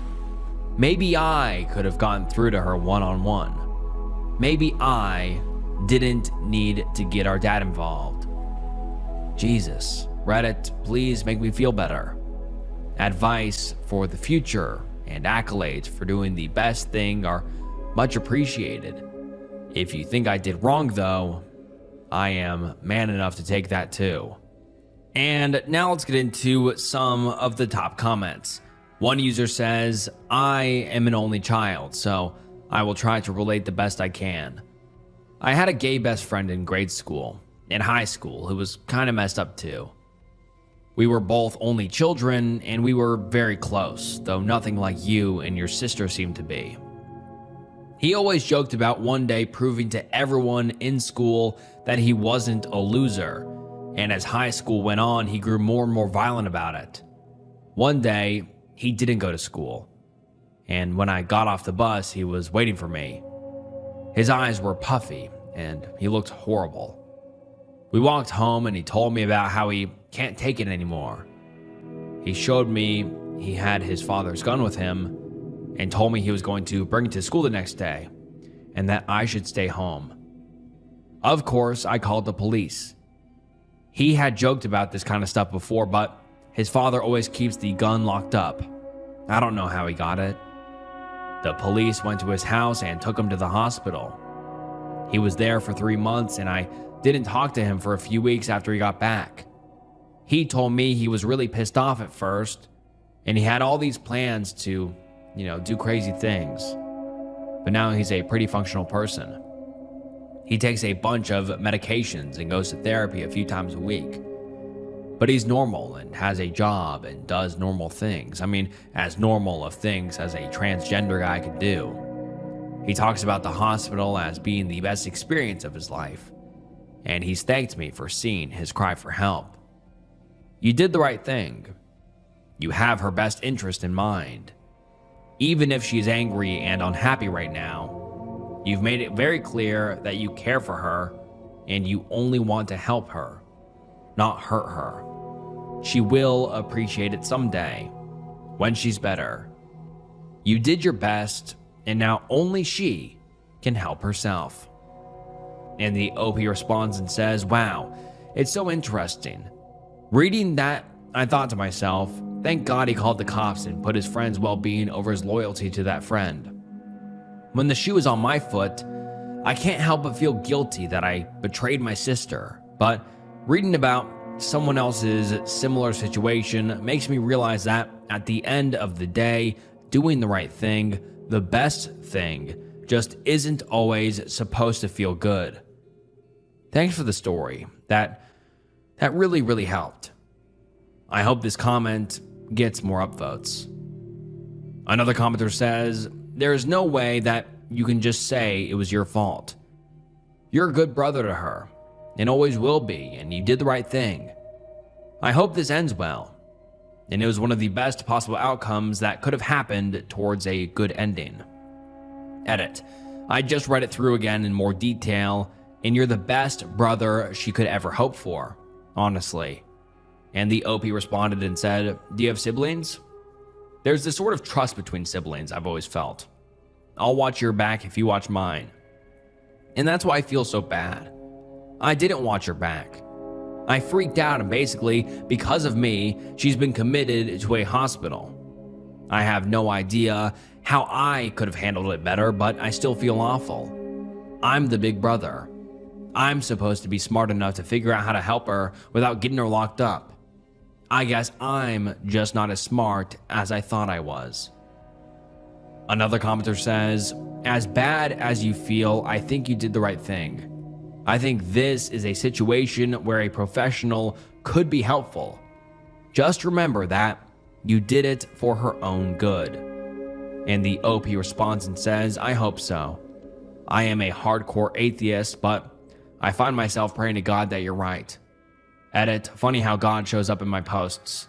This is a throwaway account, but in my real one, he does the same thing whenever I'm desperate. 15 years of Sunday school leaves its mark. Another commenter says, it's really hard to say what the right thing to do is in a situation like this. But she definitely needed an intervention of some sort and was clearly not in any position to help herself. So you weren't left with many choices. Hopefully with time, she will understand the situation from a healthier/positive perspective.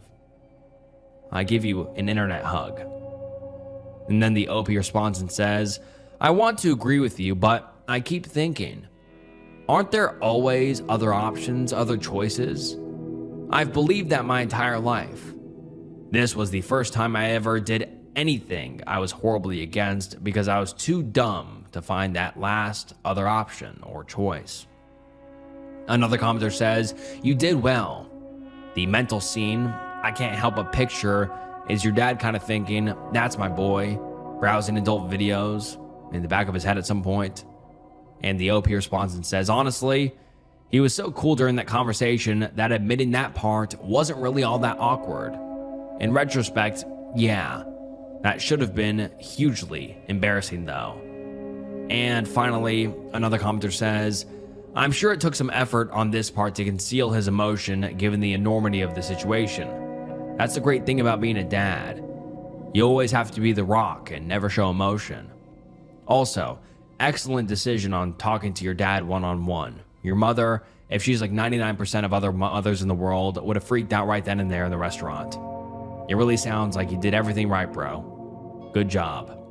And then the OP responds and says, without getting too specific, let me just say, there was absolutely no way I would have been able to tell my mom about this. I can't speak for other mothers, but I can say that mine would likely have fainted. My dad knows how to deal with her delicate sensibility a lot better than I do, so I let him. Quick aside, when I was 15, I asked her, on behalf of my girlfriend, how one goes about getting on the pill. Her reaction? She fainted. Literally. And then we get an update 1.5 months later titled, "Update, my sister is now out of the hospital, and the best Christmas gift of all, she doesn't hate me." Reddit was right once again. And now let's get into the update. It reads, "Okay, so my little sister, Julie, was in the hospital for almost 2 months. During that time, she refused to see me, my mom, my dad, even 2 uncles and 1 aunt. She saw them at visits, but she refused to see me. I was convinced the entire time that the reason she didn't want to see me was that she hated me. I must have reread my second post about this 100 times just to reinforce my belief that I had done the right thing by telling our dad about the situation. Believe me, the comments in that second post really did sustain me. I've never loved Reddit so much as I have during some of the worst sleepless nights I've gone through. Nights where I felt like the shittiest brother ever. Reading your assurances that I had done the right thing really helped me get along through this very difficult time. We were told 2 weeks ago that she was scheduled to be released on the 21st of December. This had nothing to do with money or insurance. My parents were paying out of pocket for her stay, but the cost was never an issue. Apparently, she had adjusted well to her new medications and is in a much better, more sober state of mind now. I was thrilled to learn she'd be home for Christmas. I dreaded seeing her only because I have not seen her since the intervention that led to her being hospitalized in the first place. I was so worried she hated me that I even told my mom upon hearing the news of her release that I would gladly crash at my friend's house for a while. My mom's response? "Are you crazy? She wants you to be the one to pick her up." Sorry. I still get teary-eyed when I remember that. So it turns out that the reason my sister didn't want to see me that entire time, 2 months, was that she was embarrassed. She didn't mind seeing our parents or our uncles and aunt, but she just couldn't handle seeing me. She felt like she'd let me down or something. I drove nearly 2.5 hours out to the hospital last Monday, only the second time I'd ever been there, alone, and greeted her in the reception area. She literally ran over and jumped into my arms when she saw me. I cried like a baby. Reddit, and I'm not embarrassed to admit as much. We talked a ton during the drive home. She has a much firmer grasp on her condition now than she did before. Best of all, and Reddit was right about this, she does not hate me for turning her in. She's healthy, she's safe, she's on medications to deal with her bipolar disorder, and she actually thanked me for intervening before she did something stupid, like meeting up with that one guy, aka a-hole. I worried so much for so long for nothing. My little sister still loves me, and I did do the right thing. Thank you, Reddit, for all of your thoughts and comments during this time. I've been feeling miserable for so long because of all this, but your thoughtful comments and suggestions helped me from going into despair. This is why I love this site. Thank you again. Edit.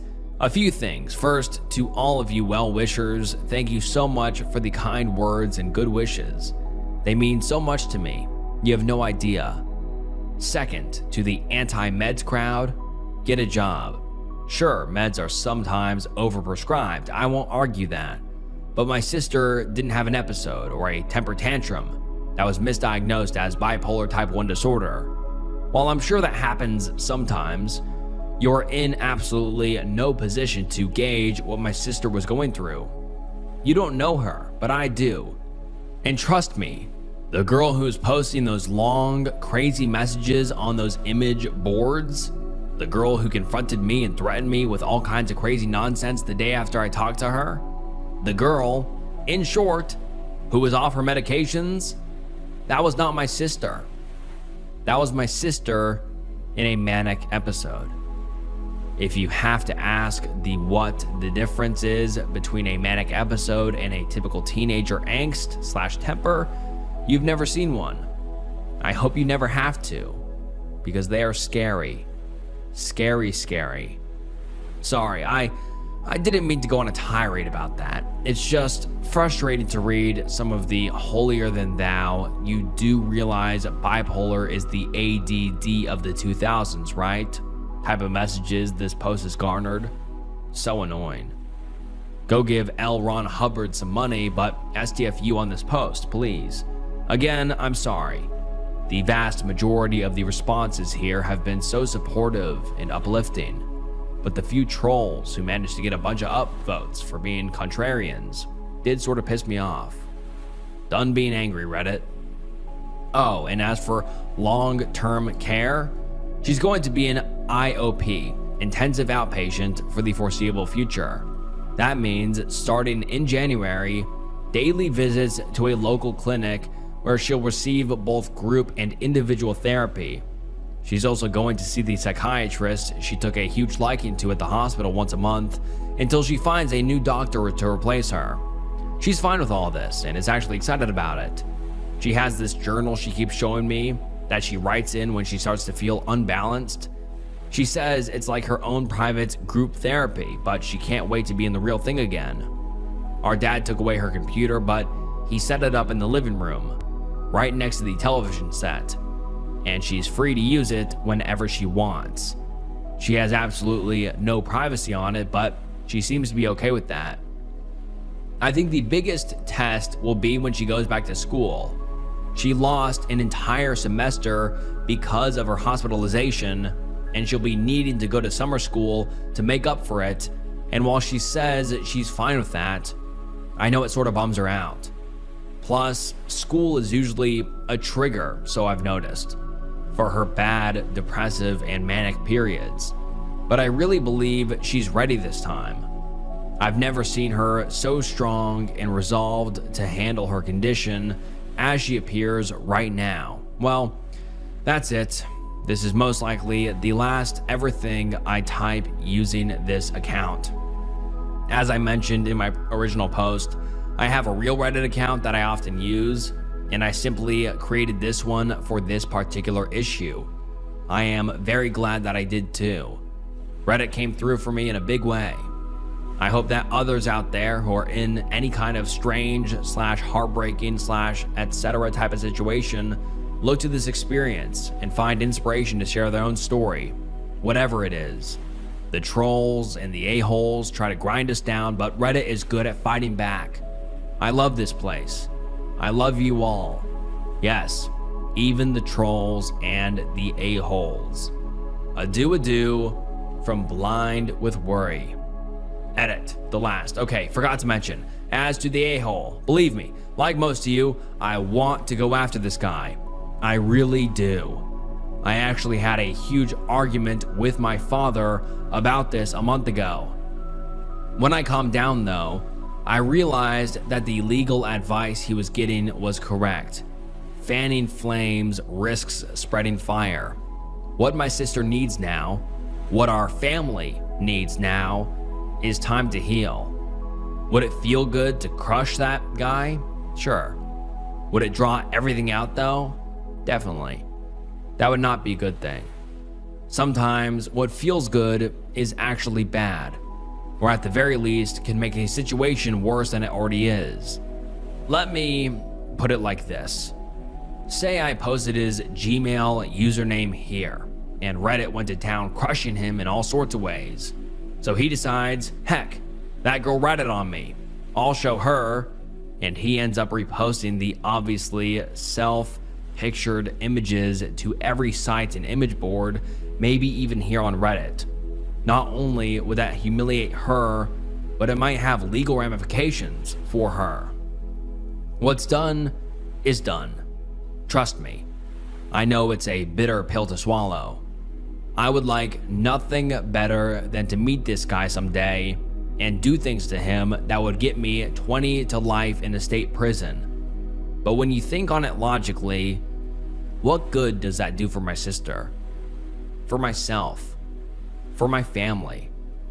As tempting as it is to send his wife an anonymous letter, there's just one problem. I don't have his address. In short, I'm just going to have to leave my revenge fantasies to my imagination and Tarantino movies. This a-hole / douchebag will likely commit S-word one of these days anyway. In the meantime, no fanning the flames. Doing so spreads the fire.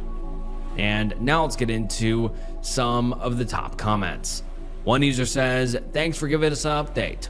There's nothing better than hearing about a successful outcome. Glad to hear your sister is okay. Bipolar is a scary thing. Best of luck to her."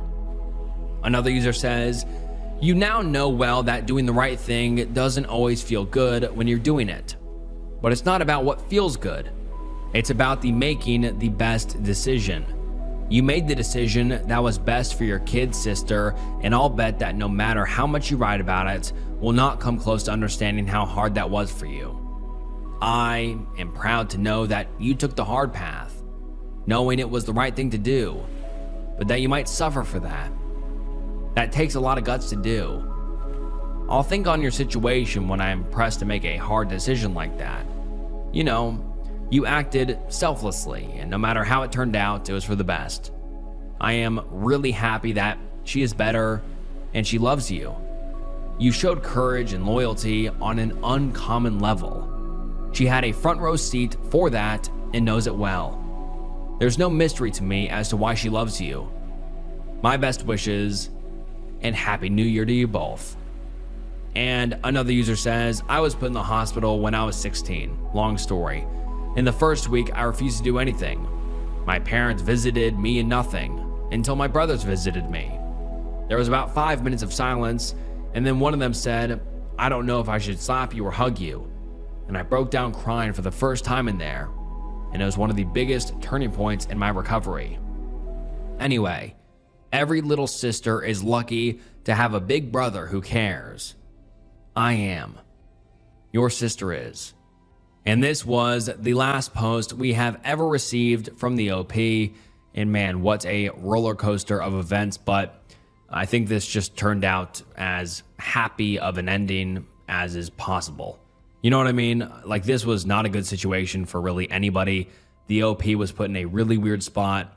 The family was put in a really weird spot, an awkward spot, and yes, just almost scary spot. And the OP's sister was, really struggling with some stuff, it seems. But luckily, it seems like she got the help she needed, and hopefully the OP's family, the OP, and the OP's sister are doing better now. Am I the asshole for making my wife think our son was missing? My wife has a horrible habit that I discovered 2 months ago. We were ordering lunch on the Subway app, and I told her to pick the location that has a drive-thru. That way, we don't have to go inside and take the baby out of the car just to clip him back in a few minutes later.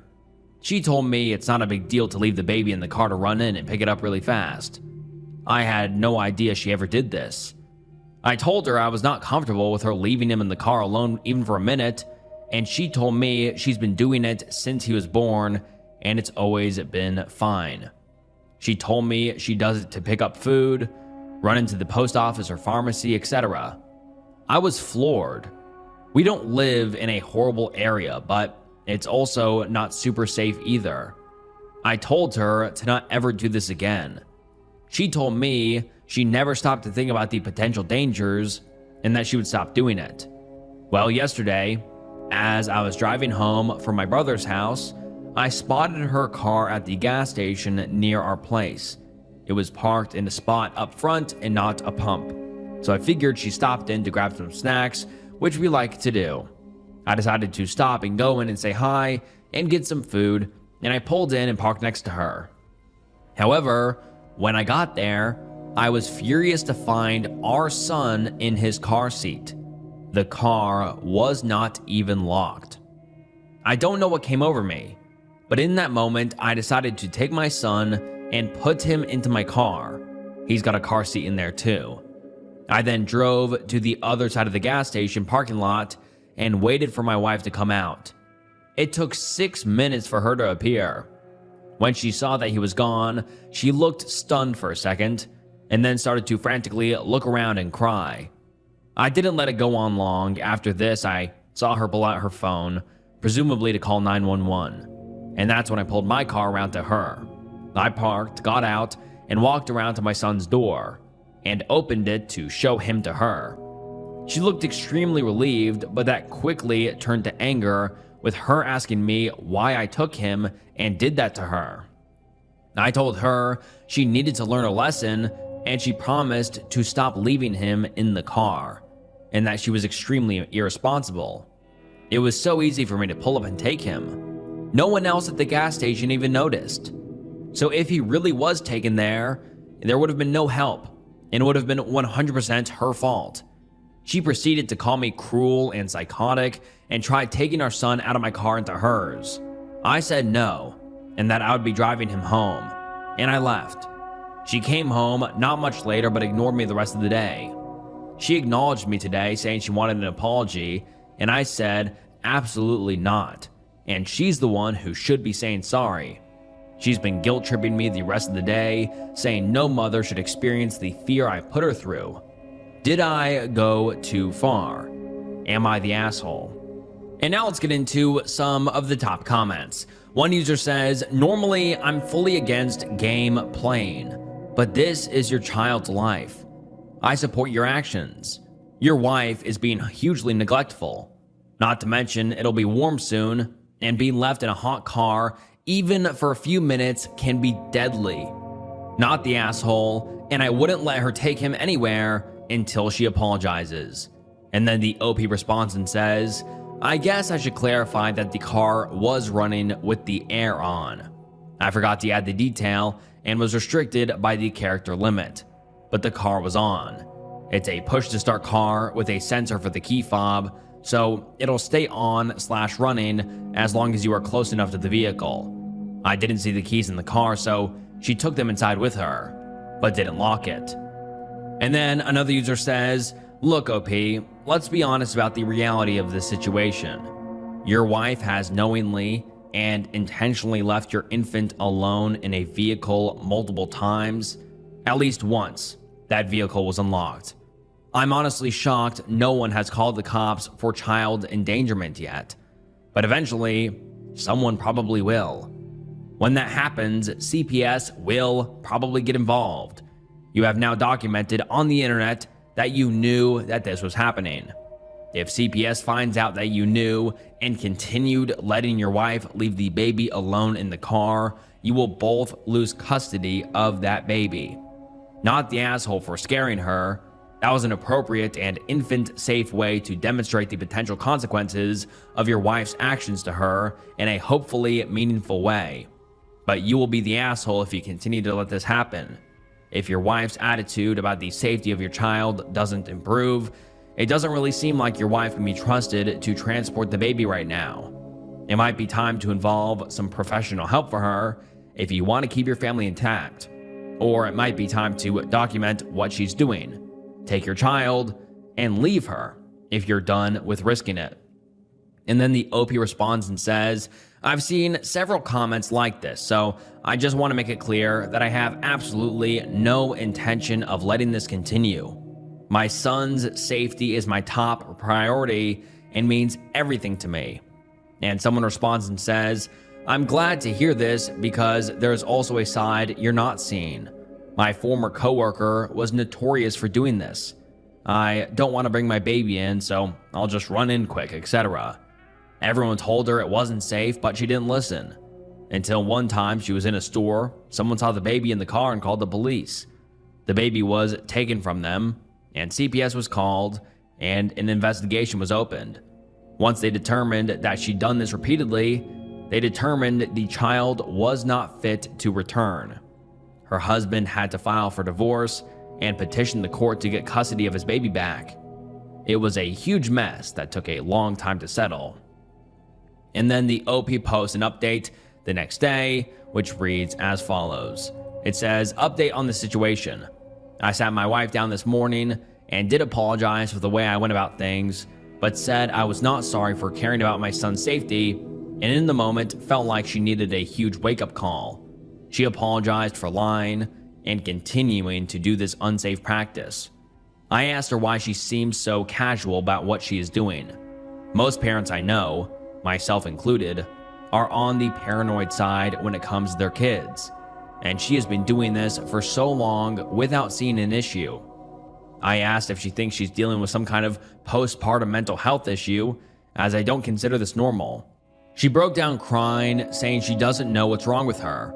She has agreed to seek counseling, and until there is a major change and improvement, I will be running all errands with my son, or we will be doing them together. But I told her I cannot trust her anymore to take him places by herself. And this is the last update we have ever received from the OP. My partner, 30 male, says I'm the problem, 31 female, but his behavior is starting to feel like abuse. Am I insane for thinking this?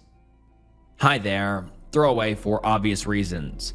My partner and I have been together for about a year and a half. I moved in with him a few months ago because of finances and living situations, and honestly, I am starting to regret it. He has admitted he has anger issues and goes to therapy for it. He always says he's the only one putting effort into the relationship, but I am starting to feel like I'm constantly walking on eggshells. Now that I'm in a better place financially, I've been looking into therapy myself, not for anger, but for trauma I went through earlier this year. Here's the thing, he slams doors even though I've told him it scares me, raises his voice, calls me names, and has broken up with me mid-argument just to prove a point. He's even woken me up by slamming doors when he's mad, and once drove recklessly with me in the car and experiences road rage. When I bring these things up, he'll say stuff like, "That never happened," or "When was the last time I did that?" as if I'm making it up. After social events, he picks apart how I acted and how I spoke. I already have social anxiety, and now I dread going out with him because I know he'll find something to be mad about afterward. Whenever I try to set a boundary or tell him I'm uncomfortable, he keeps pushing. I get frustrated, and then suddenly I'm the problem because I have an attitude. If I try to take space, like sleeping in the spare room after an argument, he'll throw my clothes and belongings in there and tell me to just stay there permanently.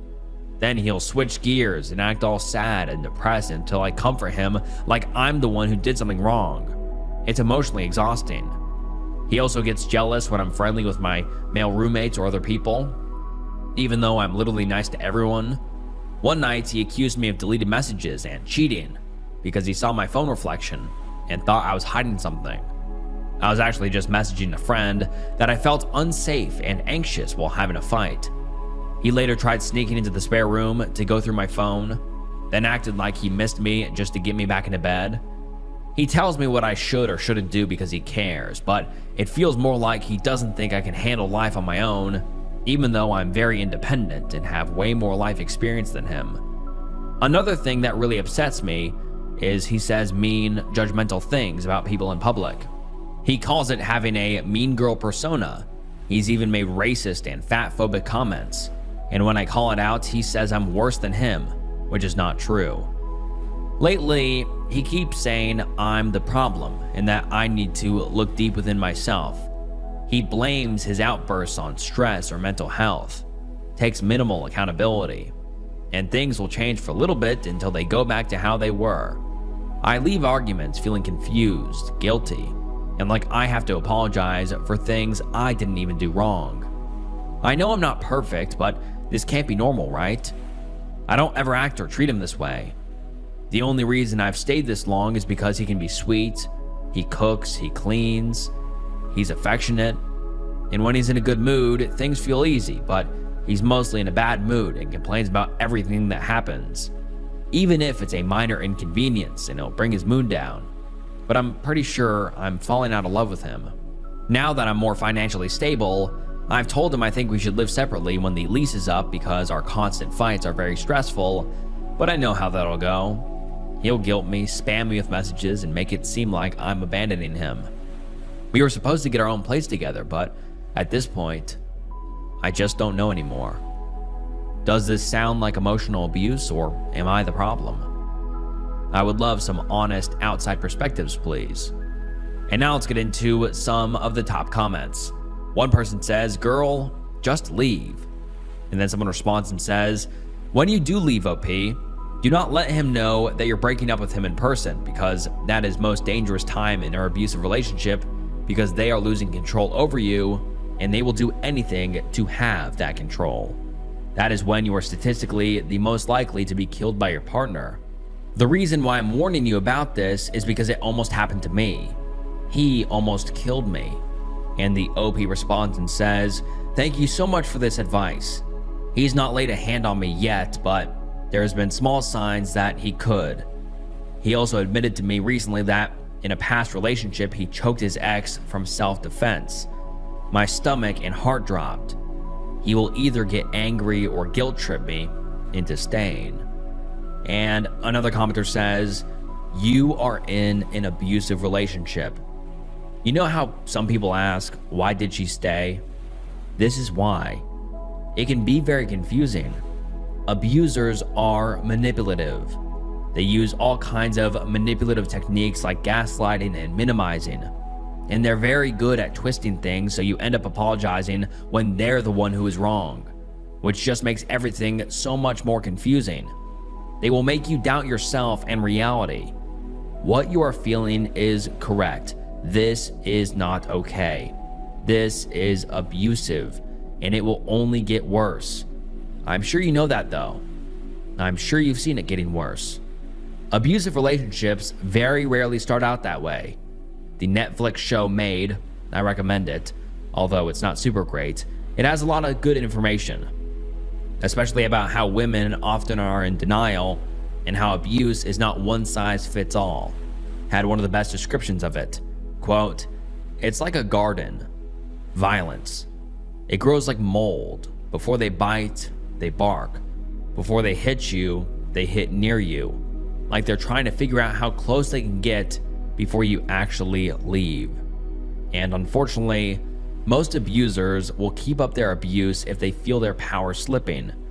They will cycle through love and abuse like some sort of horrible yo-yo, keeping you on the ride, just praying it doesn't fall again, and he'll be the man you fell for, the man he often pretends to be just to keep you staying. But you have to know that man doesn't exist. That's a mask he wears. It's one more tool in his arsenal. What would you tell your friend, your mother, your daughter, if she was in a relationship like this? I think you know it's time to leave. Set up whatever you have to set up, ideally secretly, and then leave. Do what you have to do to stay safe. And then the OP responds and says, "Thank you for being understanding of how hard it can be. I never in a million years thought I would get into a situation like this, especially leaving red flags like this sooner, and didn't take any BS, but this man caught me at a time where I had very low self-esteem, financially struggling, and depression." And another commenter says, "Does this sound like emotional abuse? Yes. How do you feel physically when he rages and drives aggressively and slams doors, etc.? Does your blood pressure go up? Does your chest feel tight? It is emotional abuse, but it's also physical abuse. It's damaging." And then the OP responds and says, "I get anxious when I know the tension is building up even before anything happens." And then we get an update from the OP 3 weeks later, and let's get into it. It reads as follows. Firstly, I just want to thank everyone for their support and encouragement in my previous post. It means a lot, and anytime I started to doubt myself, I would read your comments. It really did help me a lot. I left today. I left a letter and got the hell out of there, as I knew this was the safest and best option. I found a room to rent in a beautiful area and house, all-female household, and funnily enough, my landlord is a social worker in DV, so she was so accommodating and supportive throughout the whole process. I told people I trust at my work, my plans, and they were also very supportive. I never thought I would be someone who would enter into a relationship this bad. I've always been good at walking away from the early signs in the past, but this person caught me at a time where I was lonely, struggling with mental health and finances. But there were early red flags I ignored, and I felt sorry for this person, as he was good at guilt tripping. These were the signs. Love bombed. Pressured me to be his girlfriend when I wasn't sure yet. Say he would do anything to support me and here was there for me. Oftentimes the things he did for me were thrown in my face later when angry, and that I never did anything for him. Tried pressuring me to open a shared bank account and sharing health insurance, which when I would say no and didn't feel I was ready, I was avoidant and unaccepting of help or growing together as a couple. Gaslighting. Would say things that didn't happen or I didn't say something when they did, especially when I was showing him affection and apparently I didn't, which was strange. Would sulk and depression sleep when things weren't going his way until I caved and apologized and gave him affection. Double standards. It was okay for him to treat me how he did, but if I even had a slight attitude or talked back, it wasn't okay. I had to talk in a cute/baby voice, which I hated, to avoid having an attitude so it didn't start a fight. Slammed doors, threw things, slammed things, called me names, raised his voice, gave me dirty looks, and stormed around. Even did this in the middle of the night when I was trying to sleep and had work the next morning. Reckless driving and speeding with me in or outside of the car when mad resulted in him getting pulled over by the cops one night. One night I was trying to comfort him and place my arms around him when he was getting angry at me, and apparently I was being confrontational, so he shoved me. Insisted he would go to public places with me or doctor's appointments with me to give support and help, but would complain about helping me. If I refused help, I was unwilling to accept help, and he felt useless for not helping. Would pick apart or start a fight after social interactions because what I said or how I acted. Constantly felt anxious when hanging out with other people. Would take my belongings out of the shared room and throw them/chuck them on the floor. Got to the point where he even hid the clean drinking water in his room so I could not access it. Would take back gifts and say I didn't deserve them when he was angry and I didn't show him enough love. Even returned photos of me and threw out our belongings we had together in the bin. Broke up with me mid-argument and threatened to kick me out. One time he broke up with me, I didn't respond or give him the reaction he wanted. He proceeded to say he was S-word or not doing well. Guilt tripping bad after his behavior and actions. Made his reactions seem justified because he was so hurt and sad. Would say he just wants to be loved and talked about his childhood to make it seem okay. Would ask where I was or what I was up to when I was using his headphones, tracking. If I didn't respond in a timely manner, he would get upset even if I was busy. Would say nasty things about strangers and friends, and when I pulled him up on it, he would get mad and say I'm much worse, which wasn't true at all. Would accuse me of cheating or make passive comments about it because I was private with my phone. I was private with my phone because I was contacting friends and searching signs of emotional abuse, trying to convince myself I wasn't crazy. I would have panic attacks and they often resulted in me vomiting. One time he completely ignored it and started playing loud music so he didn't have to listen to it. But if I didn't give him help or attention when he wasn't feeling well, I was an awful girlfriend and selfish.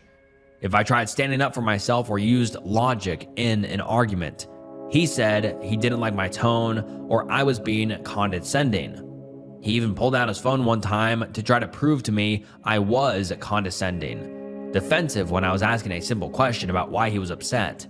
Would nitpick, judge, pick on me, make passive-aggressive comments or tell me what to do. I would get defensive, standing up for myself or setting boundaries, and that was thrown in my face too. When I tried putting my needs first, such as taking space from arguments or needing time alone, I was neglectful, and it was always about my needs. Unrealistic expectations, demanding love and attention often, including telling me to stop working so much or would get angry if I picked up an extra shift so I could save more money. But I should have enough money by now. He worked 6 to 7 days most of the week, would go to the gym and social outings on weekends. He even openly admitted he was emotionally abusive in his last relationship and choked his last partner to protect himself. I don't know how true this is, but I know for a fact he choked her and got physical with her in a fit of rage. There are also rumors about this. If your partner shows even one of these signs, get out. It's not worth your mental, physical, or emotional health at all. Don't wait around for them to physically hurt you, because when they do, you'll be in too deep and it'll be too hard to leave. I'm grateful I got out when I did, because we lived with roommates, and I cannot imagine how much worse it would have been when we got our own place together. Thanks again for all of the support. I've got a long road of therapy, healing, and returning back to the woman I used to be, but it's well worth it. I just hope he leaves me the hell alone. Stay safe, everyone. And now let's get into some of the top comments. One person says, "So glad to hear you got out. It's crazy when you add up all of the things that happened over the span of the relationship. Sadly, taken individually, most of these incidents would elicit a 'you need to communicate better' response or something. Please stay safe and go completely no contact. You have no reason to communicate again. And all he will try to do is gaslight you that you need to come back. Don't even allow him to try." And then the OP responds and says, "Thank you guys so much. That's exactly what would happen. Even though I would make an effort to try to de-escalate the situation, he's blocked and out of my life now." Another commenter says, "Has he tried to contact you?" And the OP says, "Not yet. He's not even aware I've left and is still at work." And another user says, "I'm glad he got out. Please don't meet him somewhere just to talk. Don't take any of his calls.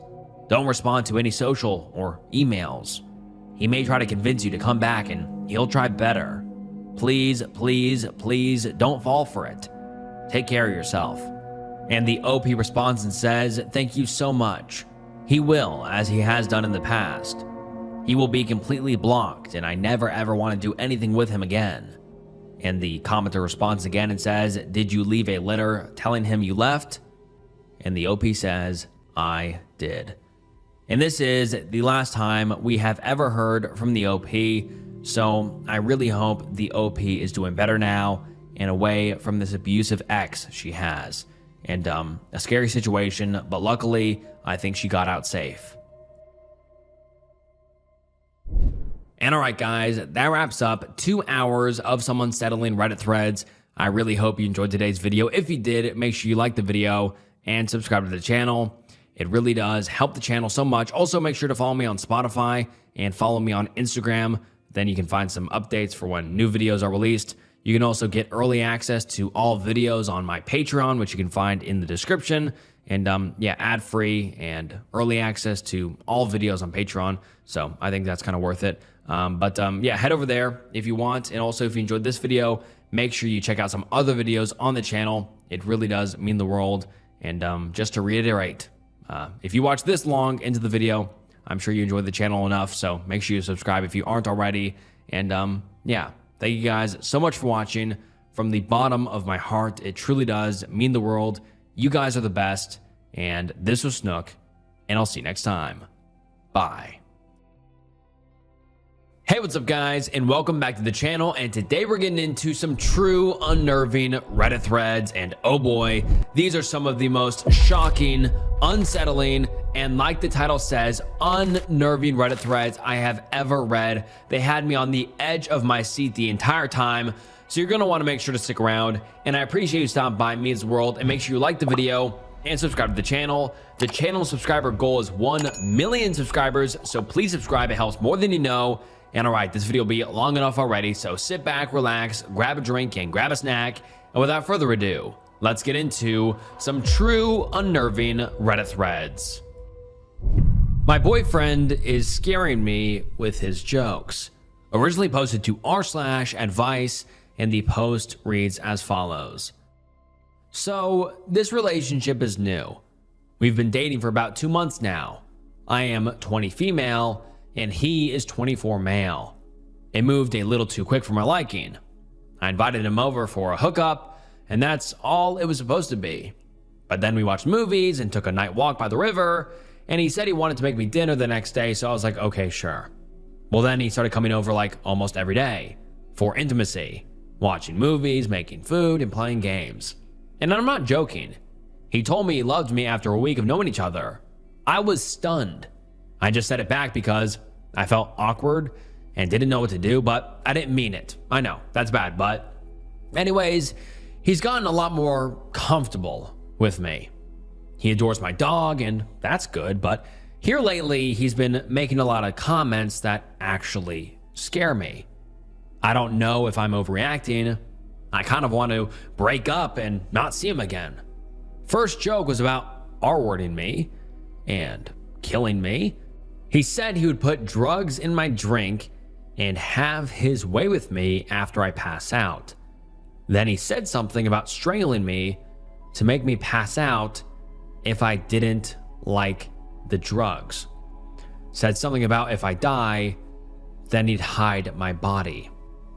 Another joke he made. He grabbed my chest and said now he's SAing me. I told him to please no make jokes like that.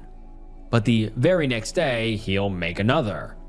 He's made a few jokes that make me terrified, but that's some of the stuff he said. I ask him to not make jokes like that because they're scary. And each time he says he won't, but then he does it again. I even told him I have trauma from being R-worded as a teenager and SA'd as a very young person. I don't know. It's like he ignores me when he makes jokes like that, and I'm just scared. I haven't been having intimacy with him anymore because of that. I'm thinking about breaking up. Any advice for me? Edit. Right now, I'm overwhelmed and scared after reading some of the comments. I really didn't expect this much. I'm sorry. I know it's infuriating to read this and think, how can I be serious? I have just always been like this. Always doubted myself and feeling like I overreacted. Hard to trust myself or my intuition. My brain always downplays and minimizes things. He promised me they were just jokes, so I believed him. I didn't think it was that serious, but deep down, I knew it's wrong. But I promise I get it now and understand the severity, and I'm going to break up with him. I will do it safely, taking your advices, and I will update and reply more later. I need to clear my head for now and come up with a plan. Thank you. And now let's get into some of the top comments. Someone says, are you actually a serious, real person? Your supposed boyfriend is making jokes about R-wording and killing you, and you're seeking advice? Are your survival instincts so dulled that you need someone to tell you to leave a collection of walking red flags? God, leave this creepy guy and move on with your life. Please. This guy is a literal danger to your life. And the OP responds and says, my stomach dropped reading this. I'm serious. Unfortunately, I second guess myself and never trust myself or what I think a lot. I'll admit, I'm a bit naive because he promised they were just jokes. I'm gonna break up with him. Another user says, I'm going to speak to you as a trauma therapist who works with DV dynamics. This is not joking. This is early stage coercion and threat testing. He moved very fast, said I love you within a week, and then started making jokes about drugging you, R-wording you, killing you, and hiding your body. When you told him to stop, he did not stop. When you disclosed your past intimacy trauma, he escalated and kept going. That combination is extremely concerning. In this field, we look at patterns, not excuses. He is showing you several high-risk behaviors at once. Rapid attachment, pushing intimacy quickly, ignoring your boundaries, violence, and continuing behavior after you clearly said it scares you. That is not someone misreading humor. That is someone testing how much he can get away with. Your body is responding appropriately. You said you feel terrified and have stopped having intimacy with him. That is your nervous system recognizing danger. This will escalate if you continue seeing him. You are thinking about breaking up. You should, and you should not do it in person. End it over text or phone. Keep it simple. Do not explain, debate, or give him an opening to argue. Something like, this isn't working for me. I'm ending things. Please don't contact me again. Then block him. Do not meet up to talk it out. Also, take basic safety steps. Make sure he does not have access to your home. Change anything he might have access to, and let a trusted friend or family member know what is going on. The fact that he continued making R-word and murder comments after you told him about your trauma is not a small detail. That is someone who is willing to override your fear for his own gratification. You are not overreacting. You are picking up on something very real. And the OP responds saying, "Thank you for this. I am going to follow your advice. This has also opened my eyes to a lot more too, and I take it as a lesson to trust myself more." Another user says, "Info. Does he have a key to your place? After you break up with him, can you stay at your parents' or a friend's for 2 weeks?" And the OP responds saying, "I did not even think about that. I did give him my spare key to get something of his out of my apartment while I was at work, and I didn't get it back yet. And yes, I can go stay with my mom for a bit. I'm working up to talking to her about this. I am scared to ask him for my key back now. How should I do this? Or not ask and just change my locks?" And then every single other comment is just people saying, "Red flag, please run. This is dangerous. This is not going anywhere good," which is obviously very true. But yeah, every single commenter says that. And luckily, the OP is seemingly listening, and the OP posts an update the next day. Let's get into it. "Hi, so I got a lot of great advice on my post and I followed it. I just want to say thank you to everyone who gave me advice and really wanted to help me out. There were a lot of comments coming in and I'm sorry I didn't reply to them all. I was overwhelmed with the situation, but here's how the breakup went. I told my mom everything, and she was horrified at the things my boyfriend said to me. I told her I wanted to break up with him and that I was scared, so she came over to help me out. She is friends with my landlord at my apartment complex, and he is very nice. So she told him everything. He changed my locks for me. My mom told him what I told him, and he was fuming, obviously hating my boyfriend's guts now. I had to wait for my boyfriend to get off work before I could call him. So I did that yesterday evening, and I just told him it wasn't working out. I was scared because we only had one explosive argument before over me going somewhere. It was a misunderstanding, but basically, it was so bad I was scared he's gonna hit me, but he didn't. And so I was surprised because over the phone, after I said I wanted to break up, he was actually very calm and civil about it. I set a bag of his stuff outside and told him to come get it, and he said he was going to. I watched a few movies with my mom. She wanted to stay with me for a bit, but then said she went home and I went to bed. I was woken up a little after 5 this morning to my phone being blown up by him. Had a lot of missed calls and texts and voicemails saying dumb stuff like I'll never find someone who treats me as good as he did, that I'm a slut, blah, blah, blah, blah, blah. And I texted back and said to stop texting me. Then he sent a text message saying that he's here in my parking lot and he wants to talk to me to fix this. That's terrifying. I looked out the window and saw his truck was out there. I ignored him and turned my phone off and went back to sleep. Woke up around 6:45 again to my dog barking because he was knocking on my door. I didn't answer it. I just texted my landlord and asked to tell him to go away from me because my landlord usually comes in around this time. Then my landlord comes in at like 7 and my ex was still here, so we called the cops to have him trespassed. Cops didn't arrest him, but they told him they will if he comes back since my landlord doesn't want him on the property ever again. I blocked him and that's it for now, but I am still going to be careful and always keep my doors locked. It honestly wasn't as crazy as I thought it would be because that one argument we had a while ago, he was scary, angry, and he does have anger issues. I just hope this is the last of it, but for now, the problem seems taken care of. Now I'm going to focus on myself, no more inviting hookups to my house because I realized how stupid that was. It was my first time, and of course, I got a guy like this. I'm also going to get myself into therapy because, like some of you said, I need to learn to trust myself better and take care of myself for unresolved trauma. But I just wanted to let you guys know I'm okay since some of you wanted an update, and thank you so much for your help. And now let's get into some of the top comments. Someone says, I would recommend to not walk to and from your car alone, at least for a few weeks, whether at home or work. Same with putting out the trash. I'm really sorry you have to go through this.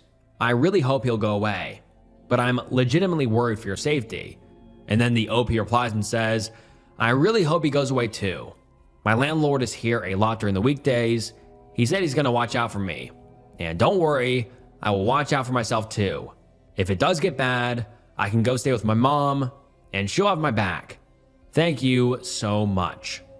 And then another commenter says he waited until the wee hours of the morning to blow up so that he could lull you into a false sense of security and then enjoy ripping away your sense of relief and safety while also depriving you of sleep. The fact that he showed up is psychotic. You are in physical danger. Tell everyone you know that you are concerned for your safety and have a stalker. Work/school, friends, circulate his photo. Make sure people know not to share your schedule or location. Don't post on social media. Up your privacy settings and prune your friends/follows lists. I'm glad you told your mom and landlord. That was smart. Ask the police who responded to your landlord for a police report to be made and to give you a copy. Go to the police and demand they create a report every time he does something. You'll need the documentation for a restraining order application. And that is the last update the OP has given us on the situation, but I really hope that the OP remains safe because, yeah, that guy is a complete psycho, threatening to drug the OP, or if she doesn't take the drugs, he'll choke her out and make her unconscious and then R-word her and kill her. I mean, complete psycho. And that guy needs to be locked up. I mean, you can't have someone like that out on the streets. That's terrifying. And the fact that he showed up at her house at 5 a.m, who knows? Who knows what would have happened if she went out there? He could have kidnapped her or murdered her or hurt her. Who knows? And the fact that he showed up at her door as well, that's terrifying. But hopefully the OP's mom and landlord will try to keep her safe. And I really hope that the guy just goes away, hopefully, and doesn't do this to another poor girl, because that could definitely happen. And people like that don't stop. So hopefully he gets locked up or something, because, yeah, that guy is an absolute psycho. Starting something new isn't just hard, it's terrifying. So much work goes into this thing that you're not entirely sure will work out. And it can be hard to make that leap of faith. Trust me, I know. When I first started this show, I wasn't even sure what I was doing.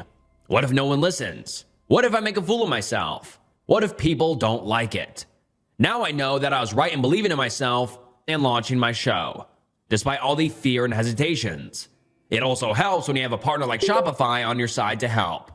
Shopify is the commerce platform behind millions of businesses around the world and 10% of all e-commerce in the US. From household names like Gymshark and Chubbies to brands just getting started. Get started with your own design studio.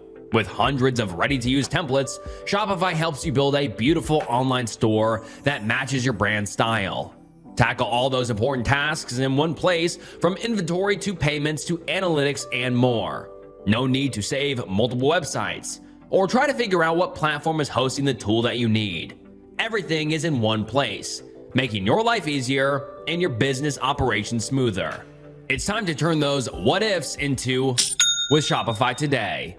Sign up for your $1 per month trial today at shopify.com/snook. Go to shopify.com/snook. That's shopify.com/snook. I called CPS on my sister. Burner account. I feel so stressed and guilty.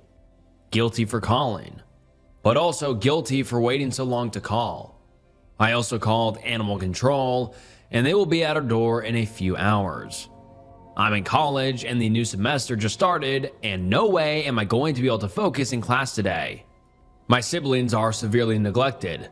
They don't attend school, and one has an IEP for a diagnosed developmental delay and has long hair matted down to the scalp. Their house is a house of horrors. just filled with garbage and urine and feces from the animals that they don't take care of. They all sleep in one bedroom because the house is filled to the brim with trash. I've tried cleaning, I've tried hiring people, I've tried begging. Nothing has worked. I've spent thousands of dollars in trying to get this house cleaned up and nothing gets through to her. My sister needs psychiatric help and she won't get it. The woman I knew 5+ years ago would have never treated living, breathing creatures like this. I don't even know who she is anymore. She's such a liar that I have no idea what's the truth when she's talking to me. The school is on the verge of taking her to court for educational neglect. She keeps them out until dawn, door dashing, and then they sleep until 4 p.m. and do it all over again. The kids don't have friends or social lives. They barely know how to act around people. I'm so disgusted and sad. My sister was my best friend, but I can barely look at her without feeling that I'm going to be sick. Our parents have washed their hands of this and don't want to be involved anymore.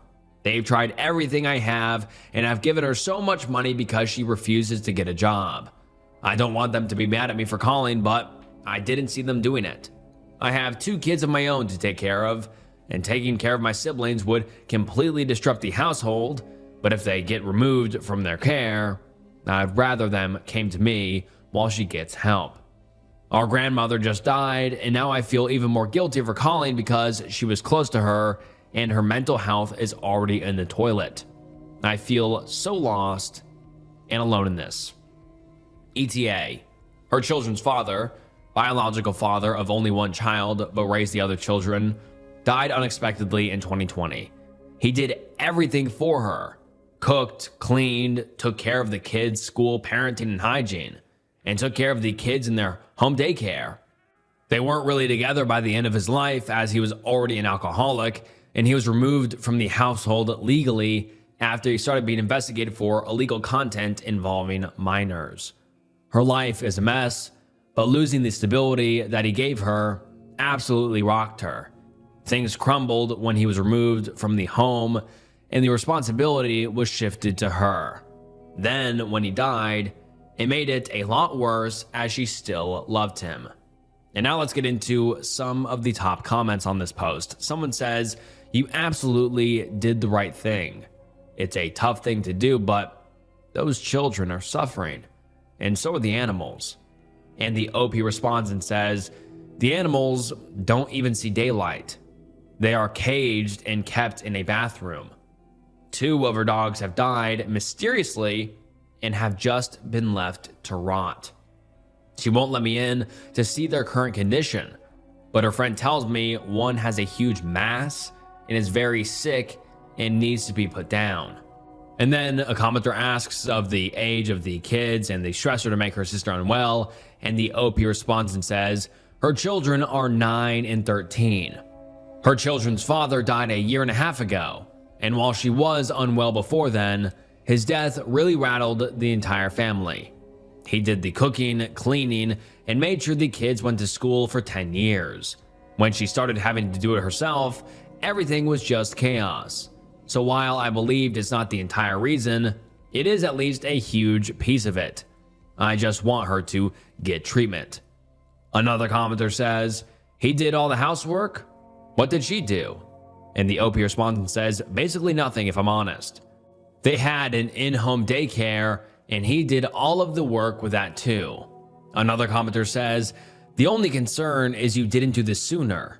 Those children are being severely neglected." And the OP responds and says, "Things didn't come to a head until about a year ago. I have spent thousands of dollars cleaning and hiring people to help her. I thought I could fix her. I wish I would have called sooner, but it took a lot of detective work and money spent on my part to get to this point."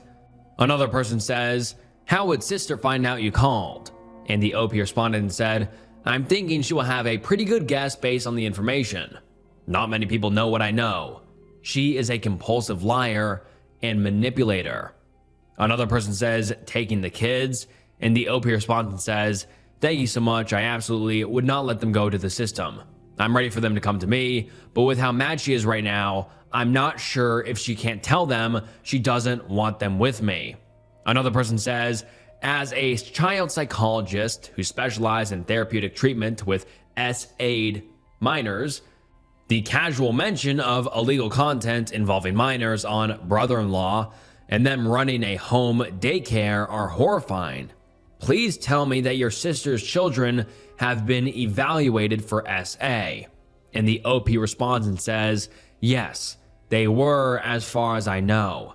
I think that's partially why the school has let this go on for so long. They were evaluated after everything. And then another user says, aren't you in college though? I thought you said that, so if you are, how will that work out so you have help? And the OP responds and says, my partner is a stay-at-home dad, which is immensely helpful. We'd have to utilize my parents and maybe after-school programs. It will definitely be tough. And then the OP posts an update a day later. Let's get into it. Update.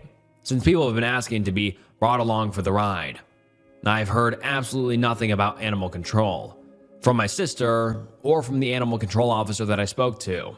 He was going to stop in Monday morning, and it's now Wednesday afternoon. I'm not sure if maybe he did stop in and nobody told me, but nothing really to update there. I've also not heard anything about DCF or CPS. My sister's best friend has been keeping me updated on what's happening.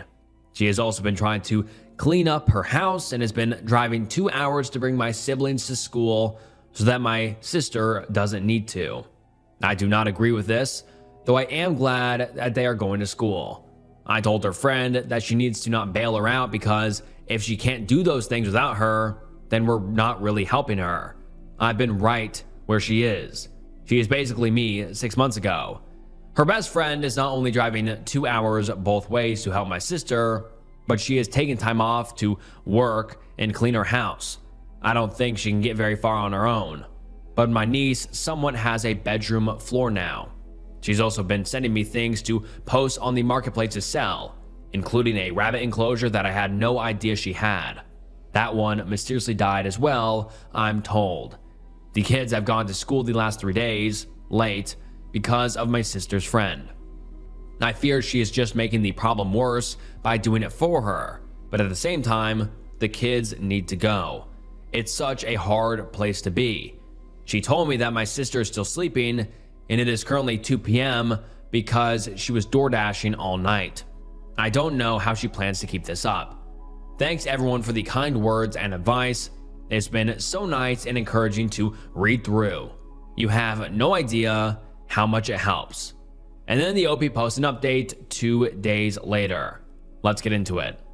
My sister is very upset with me because I told our mother that her children aren't going to school even after the meeting she had with the school, telling her she has until the 19th to clean up her act or they're taking her to court for educational neglect. My mother wasn't happy with her and called her and told her off. To which my sister told her to lose her number. She is still not speaking to me, but she will get over it. She probably won't get over the CPS thing though. I haven't heard anything from them or from animal control, and she hasn't said anything about it. So it's still a waiting game. The school made a plan with her to have the kids at school at 7:15 because she told them that the problem is that the kids don't want to go and be watched when they walk in, because she is constantly late bringing them to school and they're walking in at midday. And every day this week, they've been at least an hour and a half late despite her friend's best efforts. Her best friend has been keeping me updated on things, and she's been driving 2 hours each way in order to bring the kids to school, and when she stayed the night, she slept in the garage because the smell of urine and feces was so intoxicating in the house. Her best friend went back home last night to get some rest before she starts work again tomorrow. She took a week off of work for my sister. It's currently 9:30 a.m. and I haven't seen her location move from her house, and so I know that her kids are probably not going to school today.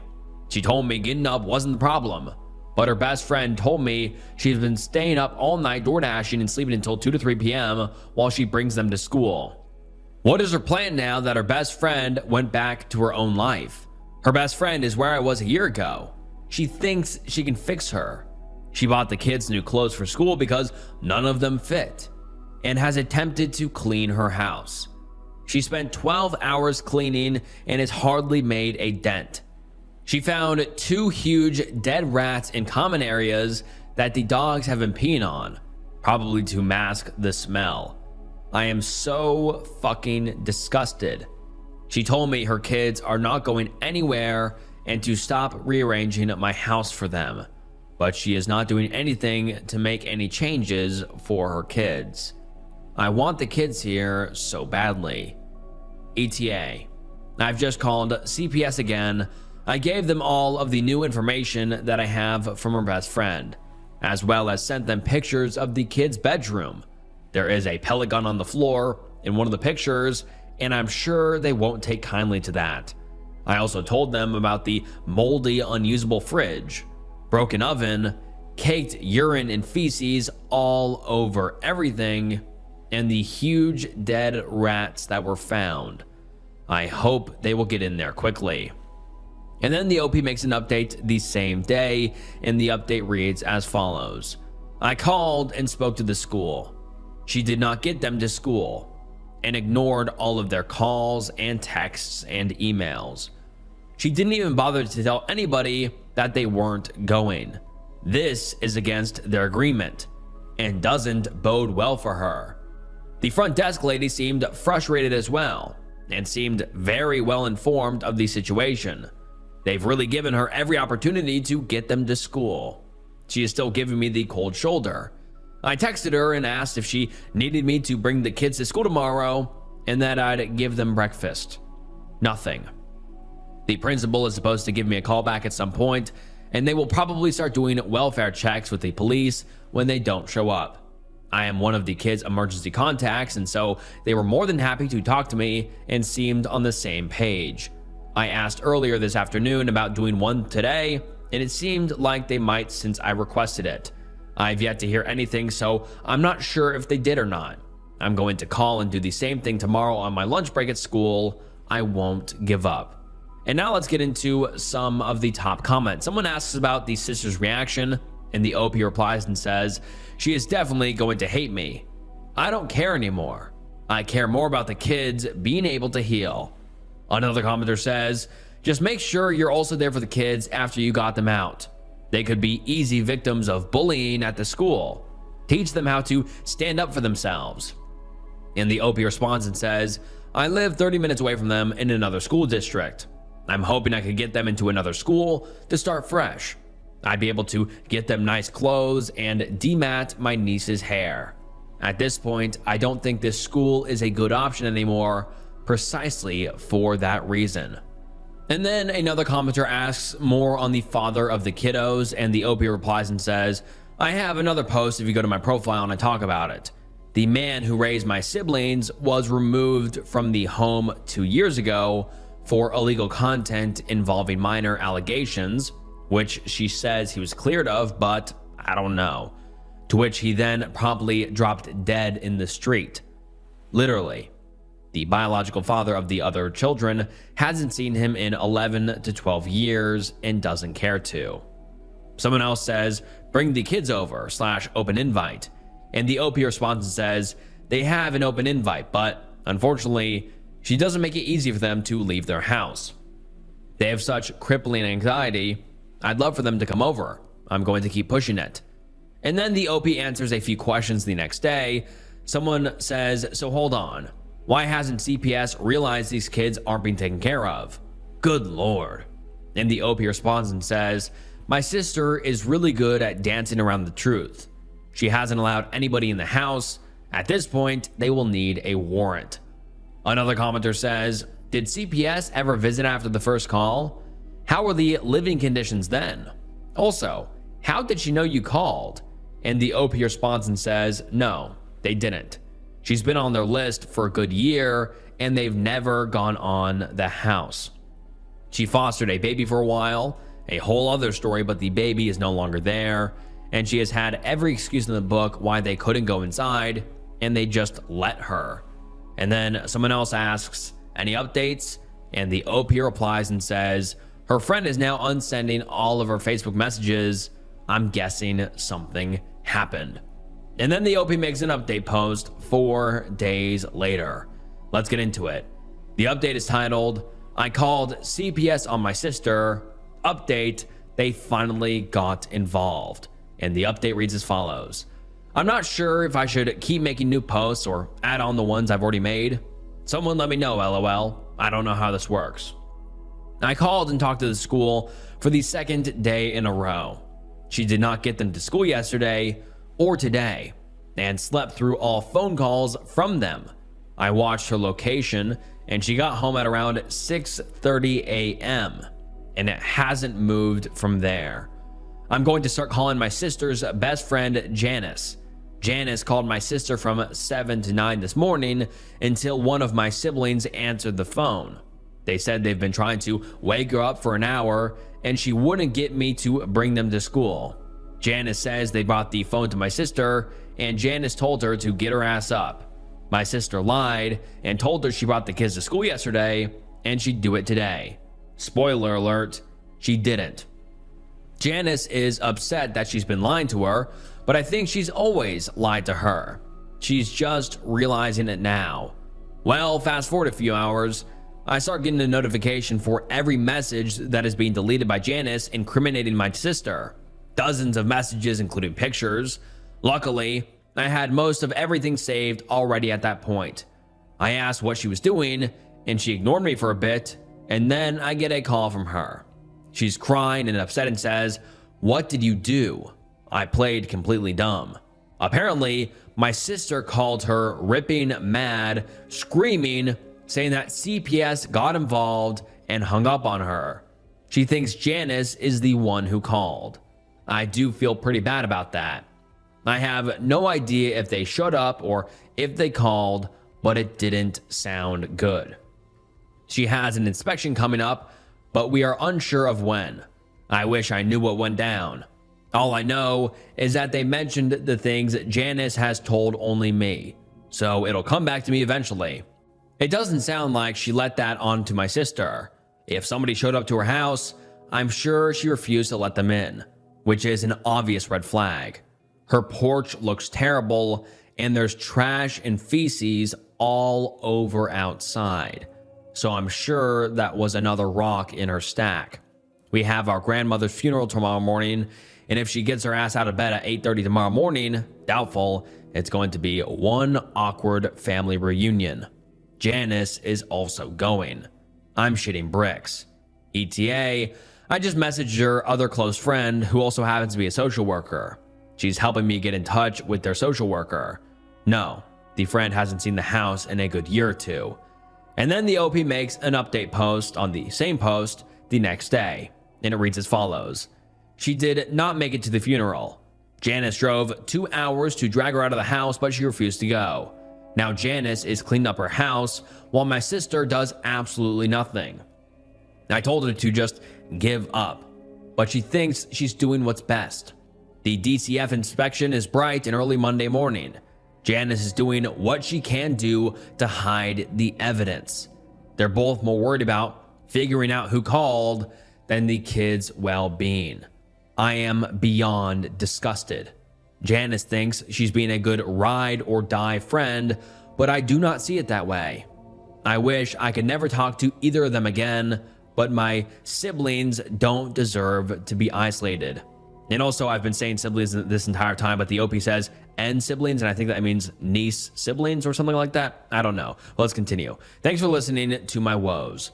And then the OP makes an update post the next day, and it reads as follows. My sister has her inspection tomorrow morning. I don't know what time, as she won't tell us. She's done nothing to help this situation. My guess is she will just not let them in, and they will have to get a warrant. If anyone has any insight on how that goes, please let me know. I also sent DCF a long email explaining everything about Janice and have offered my home and time to them should they need me. I'll make a more in-depth update after I figure out what's happening tomorrow. I'm hoping the social worker gives me a call and updates me. And now let's get into some of the top comments. A commenter asks about the funeral, and the OP replies and says, last thing my grandmother said to me was to stop being a bitch to my sister too. Crying emoji. Someone else says Janice being complicit, and the OP responds and says, I've said this to her a million times too in the last 3 days. It is not my siblings' responsibility to carry their mother's mental health on their back. Their job is to go to school and be kids, neither of which they are doing. Another commenter says, it is very good you got COS involved because my guess is if the school kept pushing, she'd just say she's homeschooling them, and so the school would be powerless. When done right, homeschooling is great, but too many times it isn't done at all. Many teens don't even know the calendar or basic reading and math skills. And the OP responds and says, you hit the nail on the head. I am terrified that she is going to tell them that she's homeschooling. That would be the end all be all. Another commenter says, can you just go and take the children? I know probably not, but I wish it was that easy. Sending you strength, X. And then the OP responds and says, she has a gun and she doesn't know how to use it. Another commenter says, if Janice truly cared about those kids, stating that their well-being, if on Janice, now should give at least a little nudge in the right direction. At least we can conclude that Janice doesn't have a mandatory reporting kind of job, because not reporting these things would lose Janice their job if found out. And the OP responds and says, no, but she has done social work in the past. Her loyalty is keeping her complicit. And then the OP makes an update post 9 days later, and it reads as follows. I don't know where to even begin. It feels like so much has happened, yet nothing at all. My sister knows somebody called and is blaming Janice and isn't speaking to her. I feel slightly awful because now my sister is speaking to me again and talking shit about Janice. I've been redirecting her as best as I can.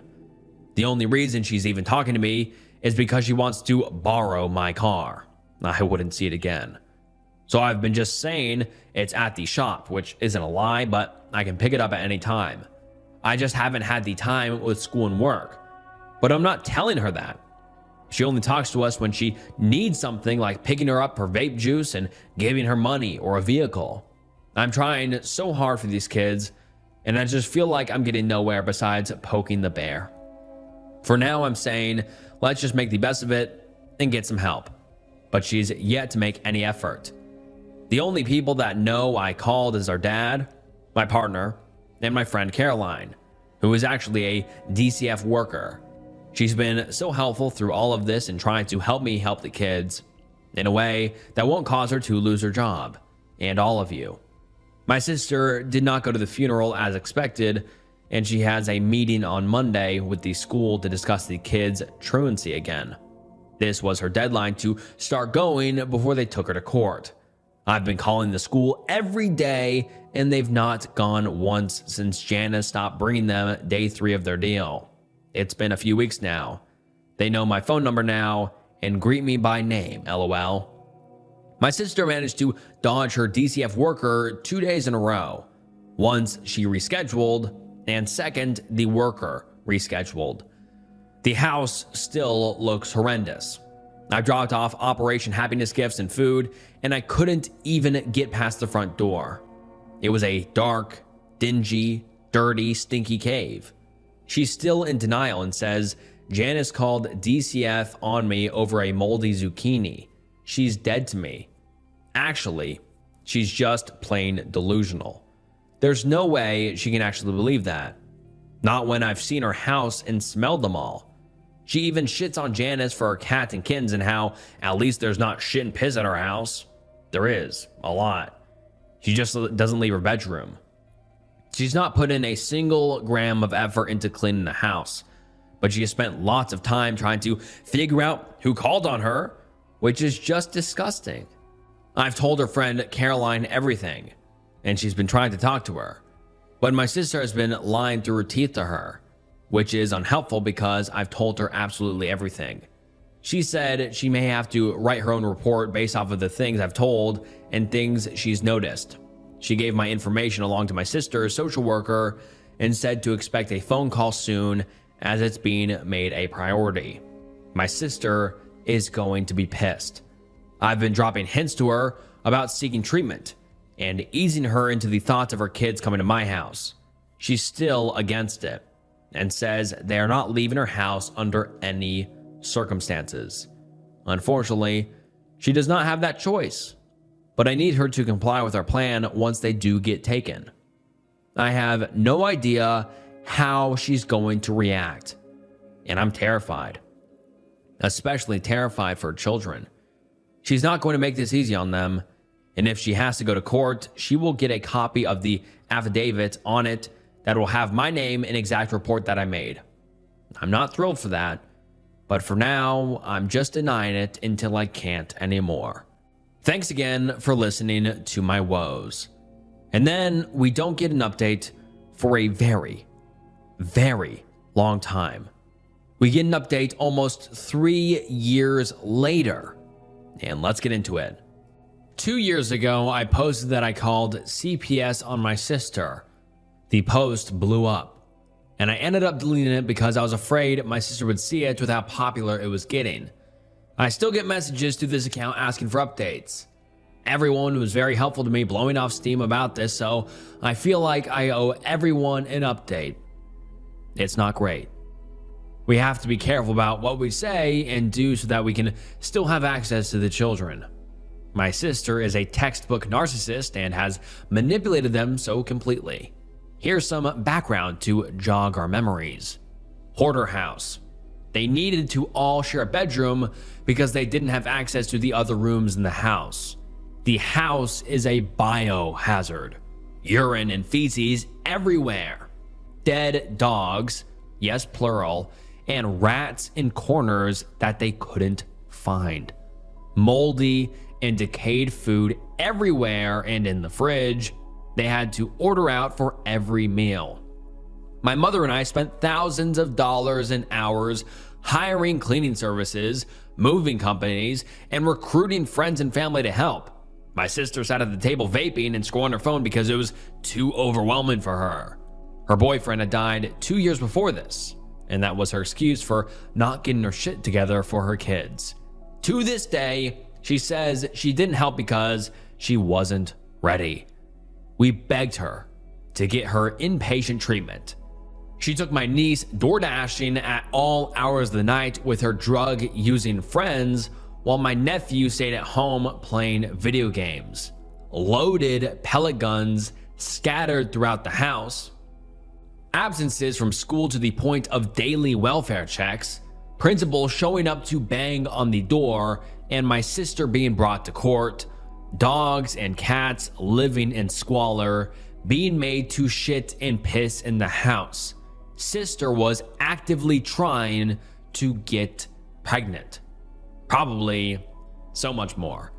Yes, I was in contact with the school daily. Yes, I called the police. Yes, I called animal control. They said there was nothing they could do because she wouldn't open the door. Updates as of today. CPS did absolutely nothing.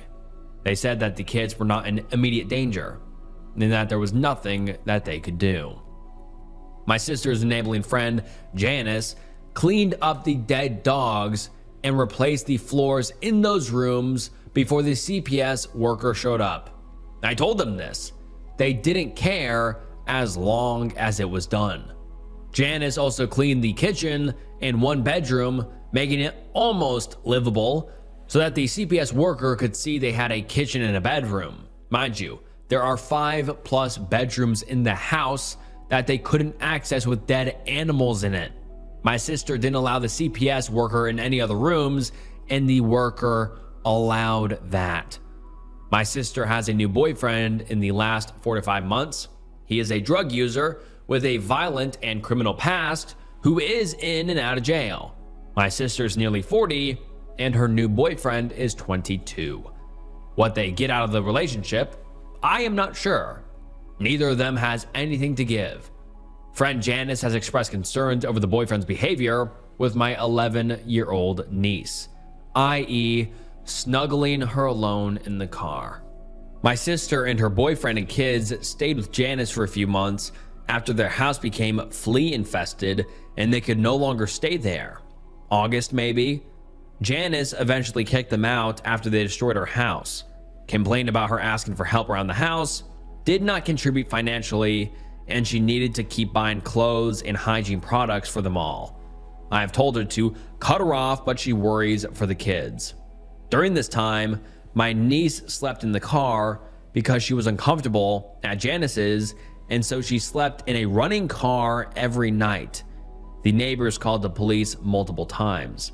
We all assumed my sister lost the apartment, but she is adamant that she hasn't been kicked out yet, only threatened. My mom sent her landlord money and brought another dumpster that is currently sitting outside unused because she is too overwhelmed. My mother is done.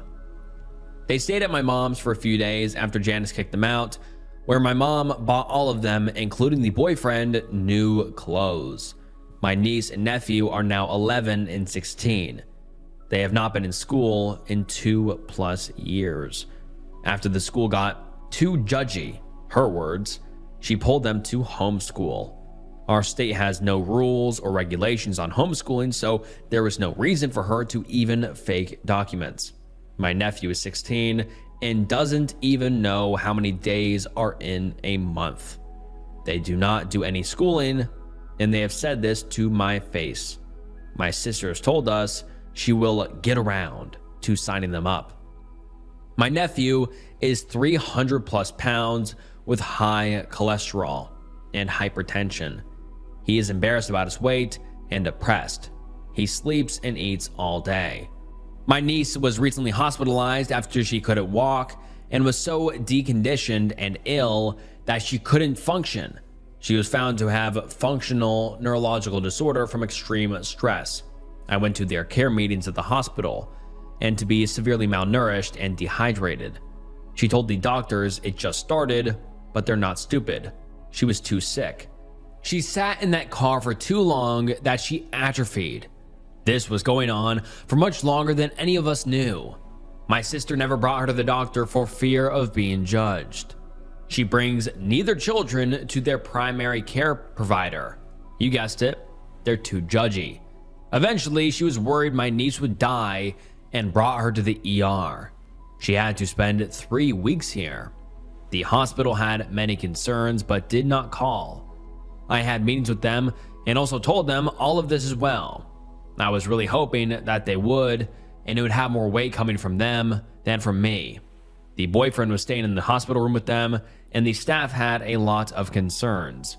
He gave my niece pepper spray as a fidget toy, so he says is the reason, and it fell out when the nurse tried to help her to the bathroom. My parents are now divorced because of my sister. Our dad wants nothing to do with her, while my mom wanted to continue helping her because of the kids. I see both of their points of view. There is not a good answer. This has been a bombshell in all of our lives. Sister has burned all of her bridges and is door dashing all day for a hotel room. So that is where they are all staying, including the boyfriend. Either the car or a hotel room. The car that they keep mysteriously getting into accidents in and then lying about how it happened. My sister is still actively trying to get pregnant. She recently started on fertility medications and supplements. Where will they keep a baby? In the trunk? The children rarely respond to me anymore because she has them drinking the Kool-Aid. They know that their mom could get in a lot of trouble, and so they just don't talk. Neither of them have any friends, and they are so isolated from the outside world. I send them lunch money periodically, and my mom buys them clothes. Janice has blocked my sister on everything after she used and abused her too many times, so I don't have that avenue of knowing they are safe anymore. I called CPS again yesterday. I unloaded on that poor reporter. I then called the hospital and left a message with care management that I did, and that I encouraged them to call and add details of their own. They will never be members of society. My friends are sick of hearing about it. My parents don't want to talk about it and have washed their hands of it. If by some miracle they actually take the kids this time, the only place they could go is with me or with friend Janice, who is almost 2 hours away. If they went with Janice, I fear it would just allow more enabling behavior. My partner is a stay-at-home dad to our 2 small children, while I work 12-hour shifts 3 to 5 times a week, and he is rightfully nervous about adding 2 traumatized children to the mix where he will be the primary caregiver. We would have to completely uproot our lives, which we are willing to do, but it is daunting. I am exhausted. I am angry. I am sad. I am so disgusted with myself and every other adult in their lives that have failed them. And now let's get into some of the top comments. Someone says, well, this update is depressing. Janice literally ruined the rescue mission, all to end up blocking her anyway. Whole situation is sad. I'm so sorry for everything. And then the OP responds and says, tell me about it. I have told her again and again that she needs to stop bailing her out. She will never figure it out because she has always has someone to throw her a line. It has gone too far. I love my friends, but you would not find me doing these things for them. Another commenter says, it's so upsetting that all of the adults seem more concerned with protecting their sister than the children. Unfortunately, this is a common thing. People forget that the children have no voices for themselves and desperately need people to prioritize them over anyone else's needs and feelings. Please keep trying for the kids. It sounds like you're the only one who still cares. Don't waste any more energy on your sister though. She is a grown adult who has had plenty of opportunities to either care for her children properly or give them up so someone else can. She will not change unless she is either forced to or realizes she needs to. Nothing you can do or say will make her be any different. She sounds like she is selfishly deciding her wants and needs are more important than her children.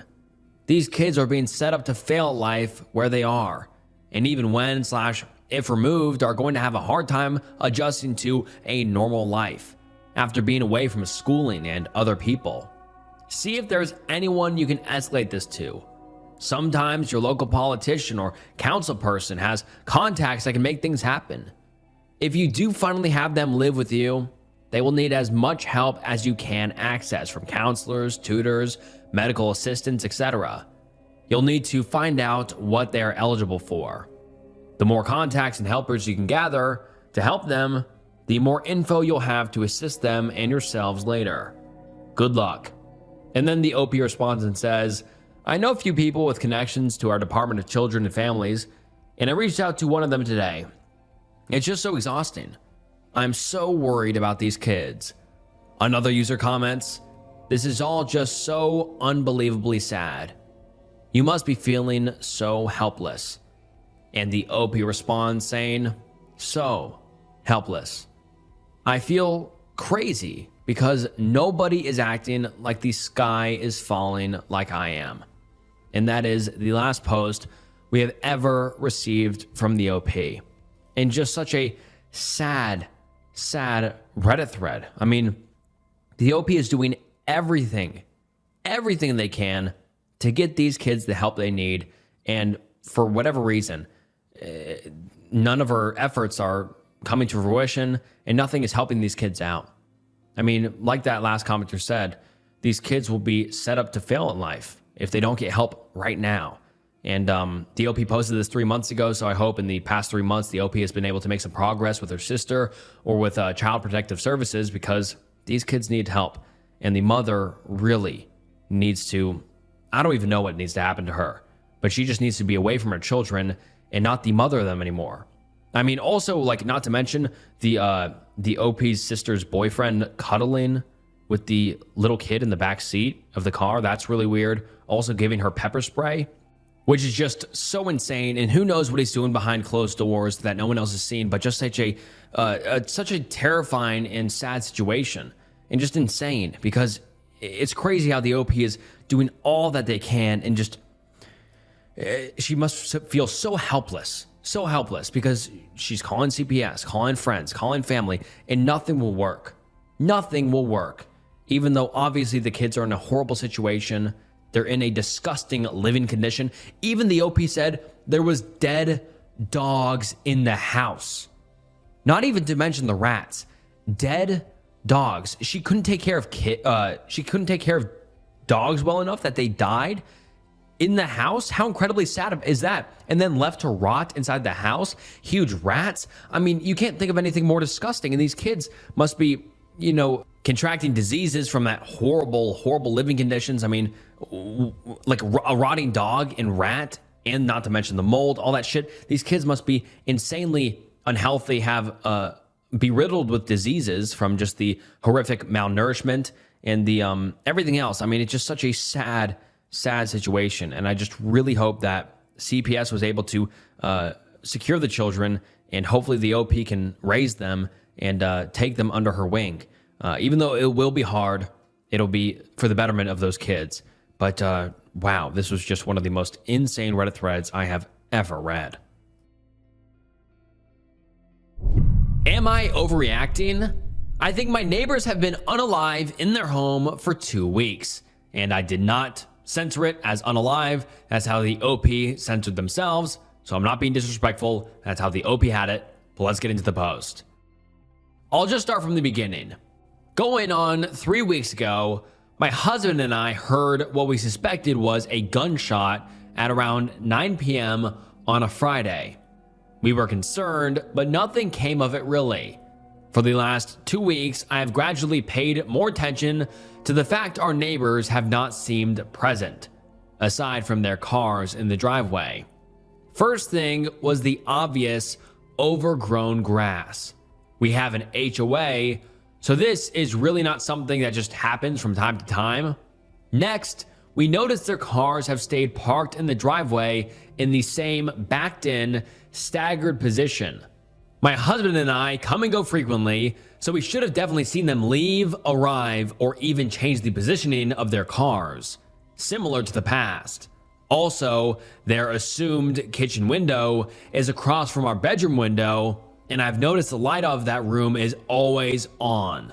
Morning, midday, night, it's always on. Lastly, they did not take out their trash this week. I know this doesn't have to be done every single trash day, but I definitely noted that they hadn't taken it to the street or even filled their outside can. I contacted our local police department, and they came out. All accessible windows and doors were locked and unable to see inside. The officer noted he could hear what was obviously a TV, but no one answered, and there was no obvious signs of people present. The officer told me to keep an eye out for any changes as well as no changes at all. And that was it. I've tried to find the neighbor on social media to see if maybe they are on holiday, but I have absolutely no luck even finding any kind of profile. So, could I be overreacting? Edit. First, thank you all for your feedback, tips, and additional things to look out for. To clarify a few things. Dead. Yes. I think my neighbors are dead. Fuck. I didn't realize so many people would be ill over seen unalive. I blame myself for being halfway into social media. Next, when I initially called the non-emergency line, I did mention the supposed gunshot. I also mentioned it again when I spoke to the officer who came out. I specifically asked for a wellness check when I called. As far as how the police handled it, not sure what I'm supposed to do about that. For clarification, we live in Texas. Gunshots and fireworks and random ass noises are not unheard of. When no other neighbors seemed to be concerned, I chalked it up to someone messing around. Aside from that, I posted on our Ring app group, and others were saying the possibility of fireworks was significant since they've been happening in neighborhoods nearby. We did knock on the door different times throughout the day. No movement, no noises, no changes in lights. I did reach out to who I thought was our HOA. After hearing the story, she informed me we're actually under new management and gave me that number with urgency. Their office was closed for the day, so I plan on trying again today. I will update when there's actual developments. And now let's get into some of the top comments. One user says, "This is really interesting. Can you think of anything else that is out of character for them? Mail piling up, Amazon packages left out, garbage or flies buzzing anywhere?" And the OP replies and says, "Mailbox has mail and a small package inside. when I looked to confirm the spelling of their names. No trash out, both outside cans have remained empty. And a few Redditors tell the OP to keep trying to find answers regarding the neighbors, and the OP responds and says, "My husband told me about a coworker that did flip on a house that had a man dead in it for 3 years. He was retired and his bills were all on auto pay. His only family was out of state." So, I agree with you. Only way to get answers is to keep looking/asking for answers. And then some other commenters ask on the OP on what she knows about her neighbors and if they have families or friends around. And the OP responds saying, "Off of assumption, they are late 30s, early 40s. I know the lady works in healthcare. They don't either have social media or don't use their government name. Finding any family has been damn near impossible, as well as finding out if they're on holiday. Although they are quiet and keep to themselves, as do we, there are things that are easy to notice. Example, the trash not being in by the curb, recycle not put out, and the grass being overgrown. All things I know are very routine for their household." Another user says, "It's perfectly acceptable for you to go and knock on the door during normal hours. You shouldn't linger at the door for longer than 5 minutes. But it's not illegal for you to go to the door and knock for 4 minutes straight. If they show up at the door, apologize for being an asshole, and everything's good. If they don't answer after you knocking for 4 minutes straight, then you can tell the cops the next time that, hey, I went on Tuesday at 2 and there was no answer. And I went again on Wednesday at 6 p.m. and I knocked for 4 minutes straight and there was no answer. Don't knock so hard that you damage the door or your knuckles. Property damage will not help this situation. Anyway, if you do this, it gives you something to tell the cops and maybe gives them enough reason for them to make another pass. Remember, the ideal outcome here is that you're wrong. Hopefully, if you knock, you'll just get yelled at by the owner who just wanted to be left alone. That's a win if that happens. Don't be worried if you get your win." Another user says, "You're not overreacting. My elderly neighbor lived alone. I worked at a gym that I opened at 5 a.m. One day, his bathroom light was on when I went to sleep, and still on at 4 a.m. I decided to just mind my own business. I got back home 8 hours later. In his driveway was an ambulance. The food delivery service found him fallen in his bathroom where he lay overnight. If only I would've. He didn't die. He didn't move back home either. I could have saved him hours of suffering, but I thought it was more neighborly to mind my own business." And then the OP posted an update 4 days later. And let's get into it. "I'm sorry to keep you all waiting. I feel like I was in a twilight zone, y'all. Turns out, my neighbors were not dead in their house next door. Basically, where I left off.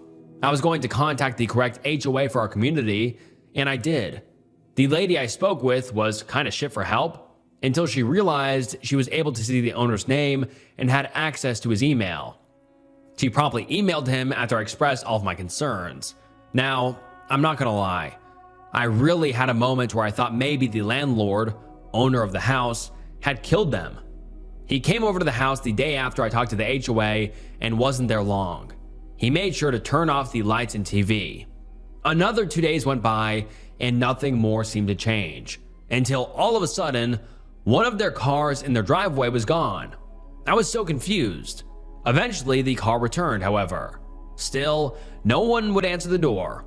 I'm thinking the landlord was putting on this facade because he knew someone was watching. Again, Twilight Zone here. Anyway, a few more days go by and an extra car is parked on the road. A woman and children are leaving as I'm arriving home. So I call out to her and ask her if she's spoken to the people who live there.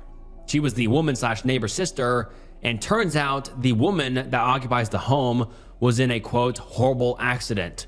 She was reluctant to give any details, and honestly, I didn't want to pry, so all I asked was if her partner was okay. To which she responded, quote, "He will no longer be living here with her." I thought that to be a bit odd since his car is still there. Jail maybe? Anyways, the grass still hasn't been cut and the trash still hasn't been out. I'm not sure the state she is in, so I'm considering offering to help her out or at least take her a meal. but I'm also feeling insecure about the fact that I feel like an idiot. How do I tell her I'm glad you're not dead when she actually did almost die? And now let's get into some of the top comments. Someone says, don't feel badly. Obviously, something did happen. You just didn't know the details.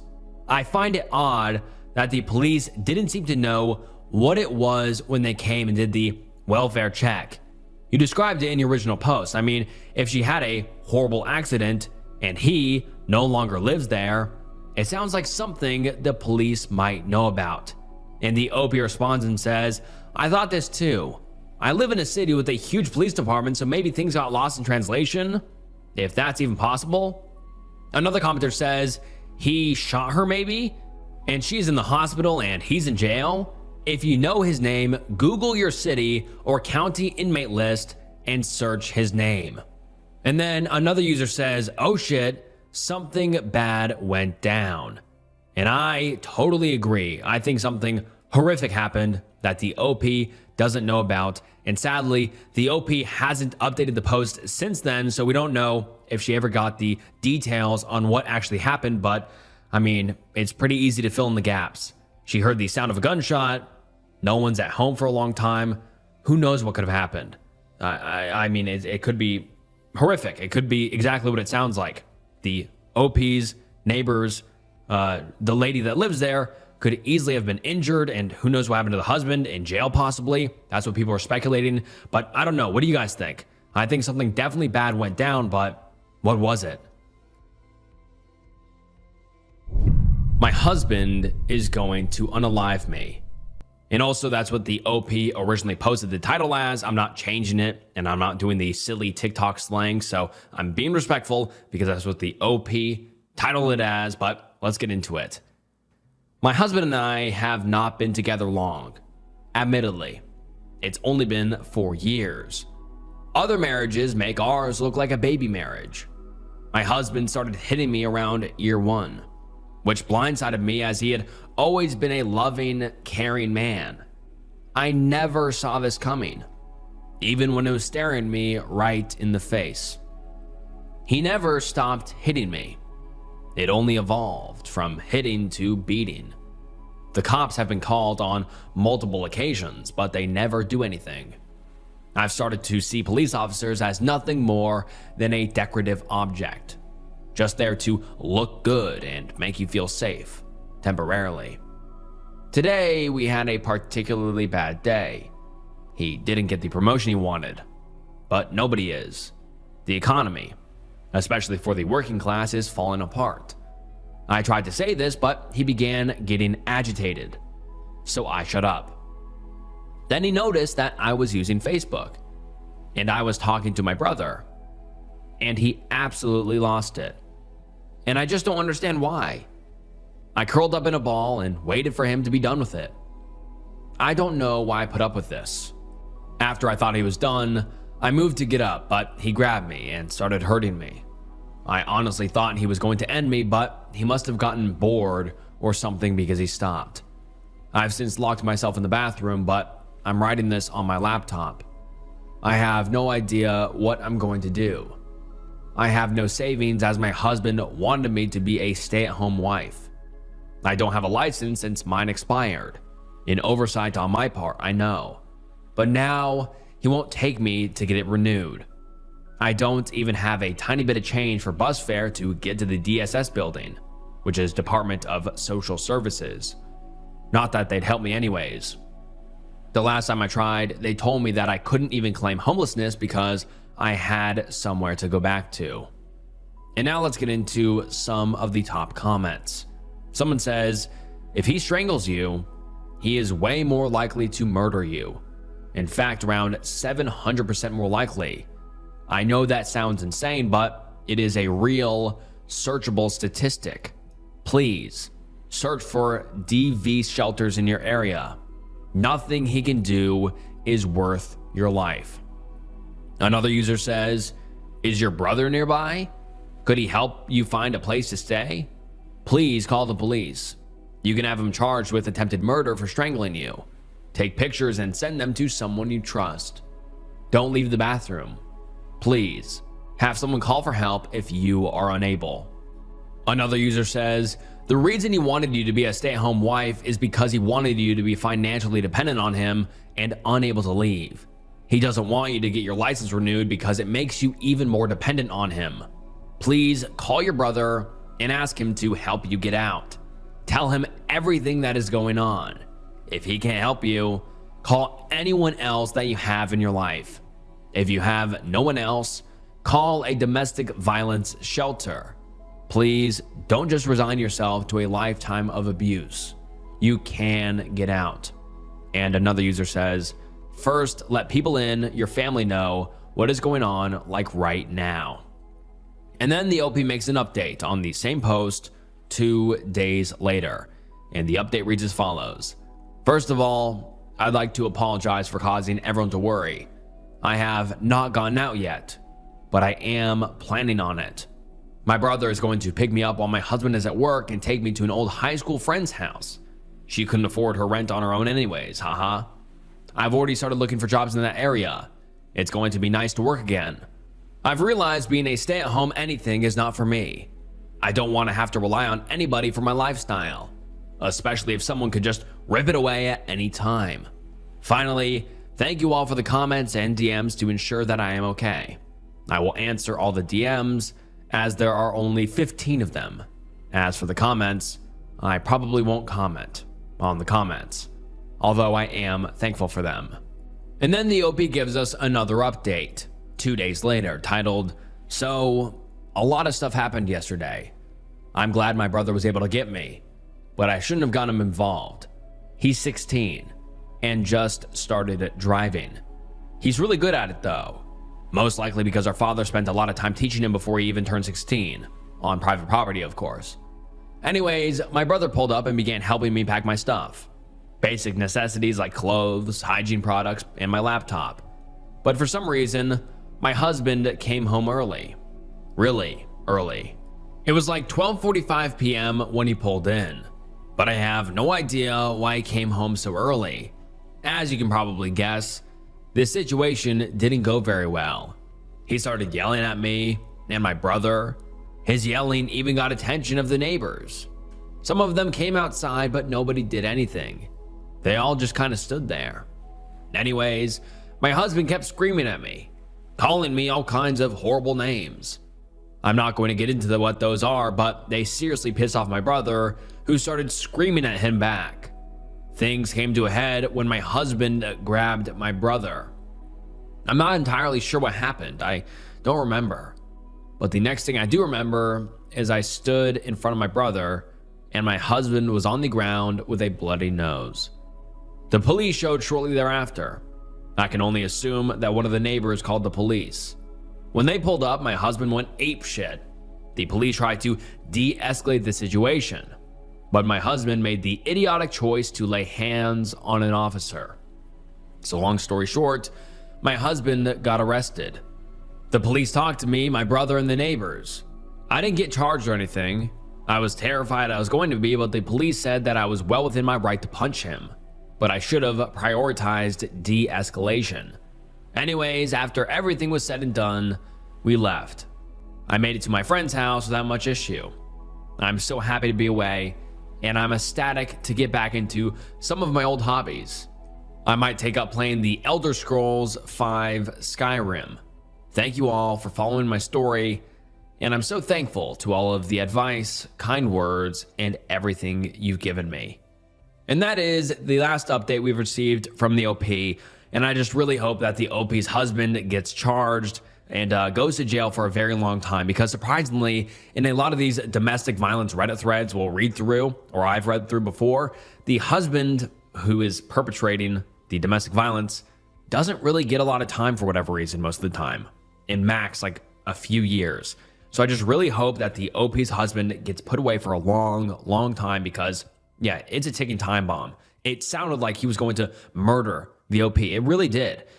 Terrifying. And I mean, the way he acted in front of the police, imagine how he acted in front of his wife, or in front of the OP when no one was watching.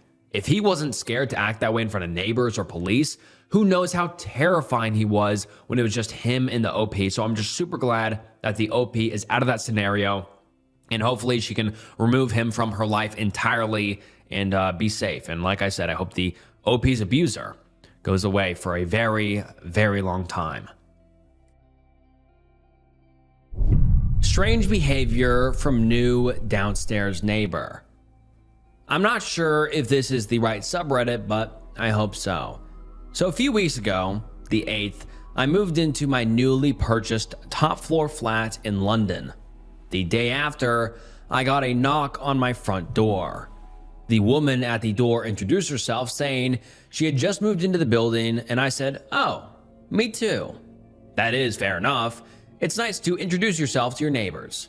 Now, obviously, I'm working from home due to the lockdown, so I am here most of the time. Randomly, throughout the day, I would hear what would sound like a thump on my door, but whenever I opened it, there was no one there. This happened a few times. One time I saw her shortly afterwards, and I asked if she had just knocked, and she said no. Then one day, she did knock whilst I was working. I opened the door and we just had a conversation. She was talking lots of crap and it was difficult to get rid of her, but it became obvious from the conversation that she is renting the flat below and the landlord has illegally subdivided it. My question isn't to do with this. So she lives in a tiny flat and she is currently off work because she works security at clubs. So I just thought, she must be bored and lonely and just needed someone to talk to. Again, absolutely, no problem. She mentioned the door of the flat not fitting properly, so having to slam it to close it, which I have since witnessed. So I decided that it must be the sound I keep hearing. Anyways, last weekend I put up my HomeKit camera above my front door. Complete coincidence, I already had it, just hadn't got around to putting it up after getting permission from the freeholder. And it kept telling me about motion, and when I checked there was nothing. I realized I had it set up not to record when I was home, just to stream, so changed it. The camera is clearly visible. Then yesterday, when I was out, it alerted me to motion by my front door, and she was there having a conversation with me. I'm not 100% sure what she said, but people I've shown the clip to think, "Stefan, can I go now, as he's not going to be coming in?" Fuck knows. Anyway, when I got home, I knocked and I asked her if everything was okay, and if she wanted anything. She said everything was fine. I asked if she ever hears me making noise, and she said no. She doesn't hear anything, but I said just let me know. Yesterday afternoon at around 13:30 or 1:30, I was sitting on the sofa, headphones on. No sound in the flat, and I got a notification. I checked the camera, and it showed her coming up to my front door, slamming the palm of her hands hard against the door, turning around, and leaving. I then realized I'd been missing notifications, not quite sure how.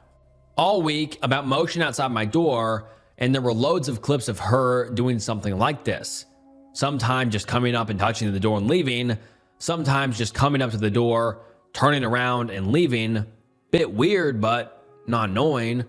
I assume maybe some form of OCD. But there were several recordings of her slamming on the door like at 4 a.m. on Wednesday morning, then at 2 a.m. this morning.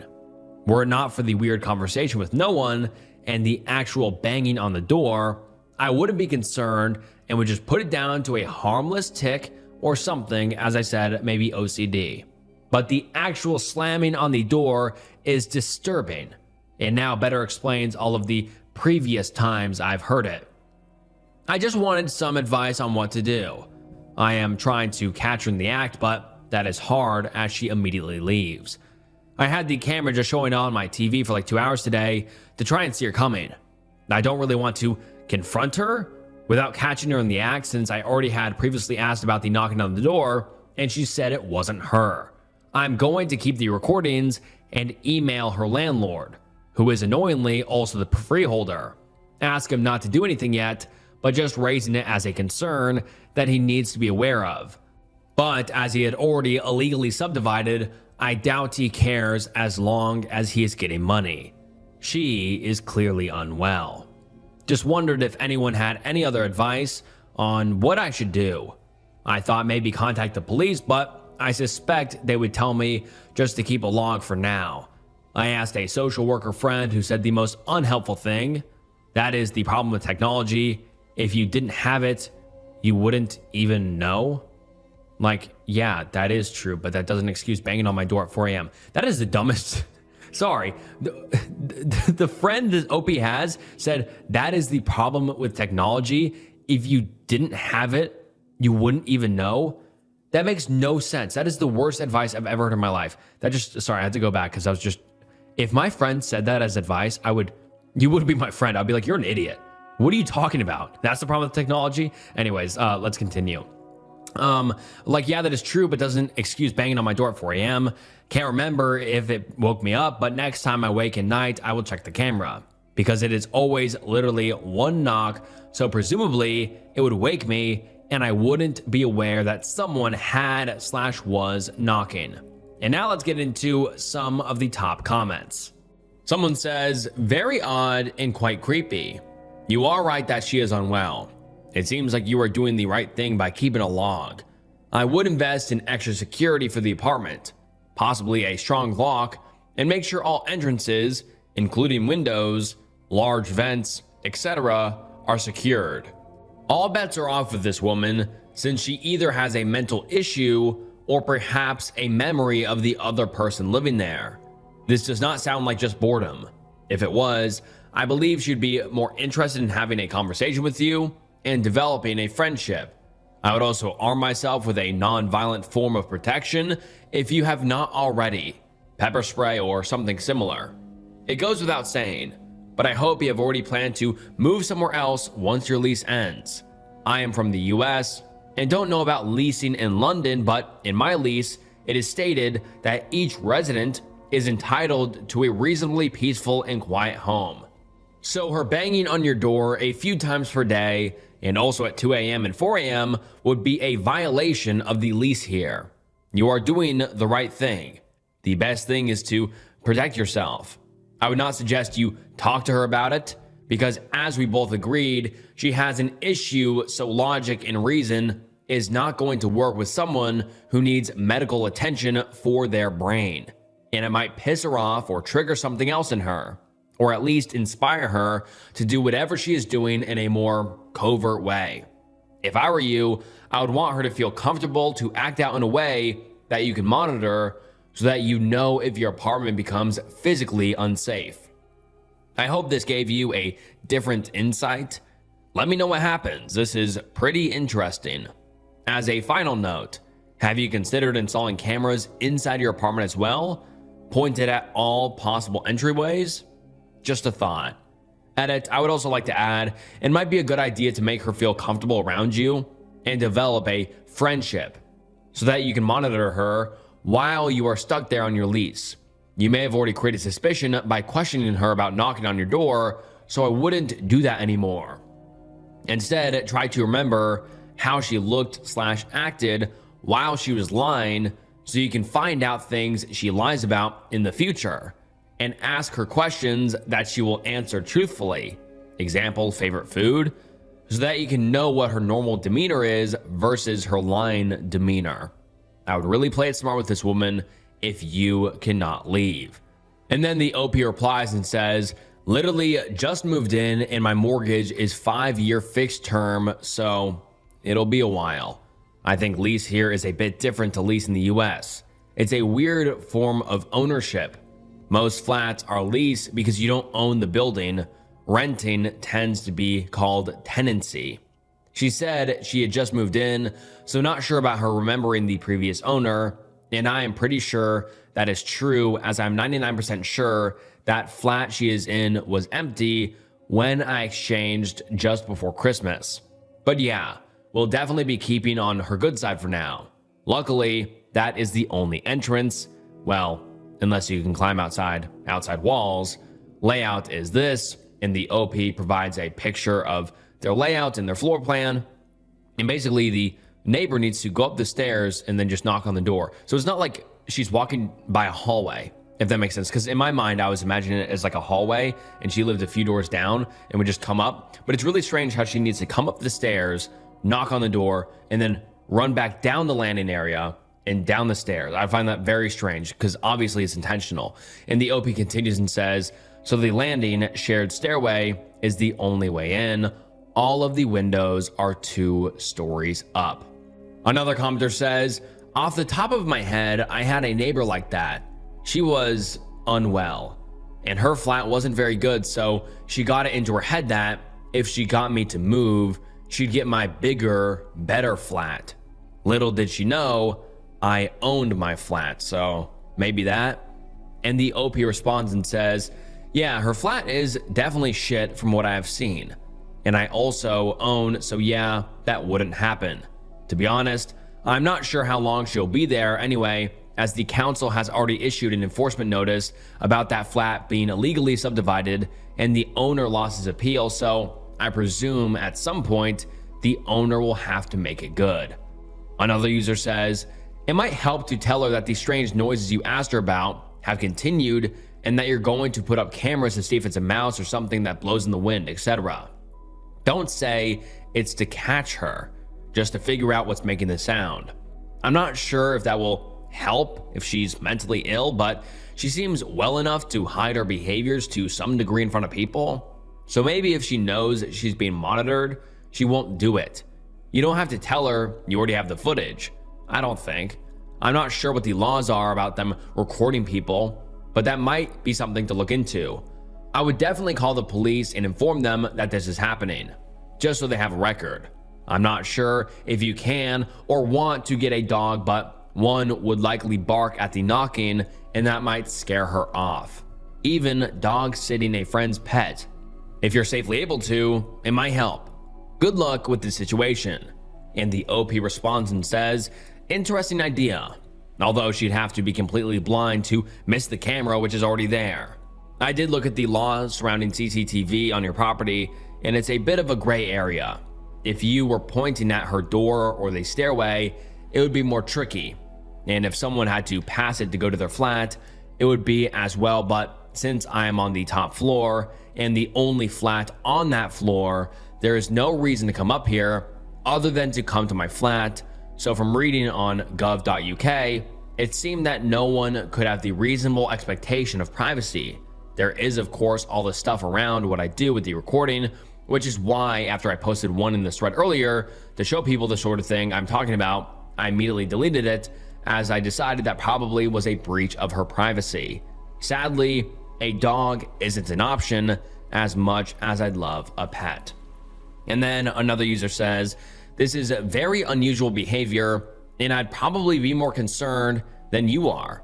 I would possibly report the illegally divided unit anonymously if you can. God only knows what this woman is capable of. And the OP responds saying, already been reported before I moved in and there is a case ongoing. Have tried to chase the council to find out what that was, but they haven't reported. And then the OP gives us an update a few days later. And let's get into it. I thought I would just give a quick update in regards to my crazy neighbor. Thanks for the advice, everyone. So I've been keeping the recordings. On the next evening, I contacted the police saying I was concerned about her behavior, not that I was complaining about the nuisance. They advised me to contact Lewisham Environmental Health Office. As it was late, I didn't really think about it, but the next day I realized someone was just fobbing me off. What has it got to do with EHO? So I didn't bother. Over the next few days, it escalated, becoming more frequent, so I contacted them again, only to be told they have noted it down, but there is nothing they can do at this stage but to keep informing them. It continued to escalate that day, getting more violent. So I contacted them at 10 p.m. and they said they would report it to the Safer Neighbor team who would contact me. The next day, they turned up. Although there was some confusion because even though I have a SE26 postcode, which is Sydenham, I am actually in Forest Hill. Looked it up, and the boundary literally runs down the middle of the road, so one side is Sydenham and the other is Forest Hill. I showed them the footage, including videos at 2 a.m. and 4 a.m., and they agreed that it is creepy and concerning. They asked if I wanted them to speak to her, but said it possibly wasn't a good idea until they could report it to the correct neighborhood team, as it may make things escalate further. I agreed. So they gave me the correct details for the Forest Hill team and asked me to email them the videos. Before I got around to it, I got a phone call from the team just confirming how to get to the flat. It is a bit of a PITA to find, but as I was out, I said they may not be able to get in as the front door is normally locked and I am the only one with a doorbell. We agreed that they would talk to her as if there was a concern for her rather than about her. They phoned me back in the afternoon and said they had spoken to her and she seemed normal, if maybe a bit slow. She denied knocking on the door, and they said they had seen footage, to which she said she was just knocking to chat, and they told her it was not appropriate at 4 in the morning. At this stage, I think they assumed I was probably someone just complaining about a noisy neighbor, and she maybe wasn't very bright and hadn't realized the problem with knocking at 4 in the morning.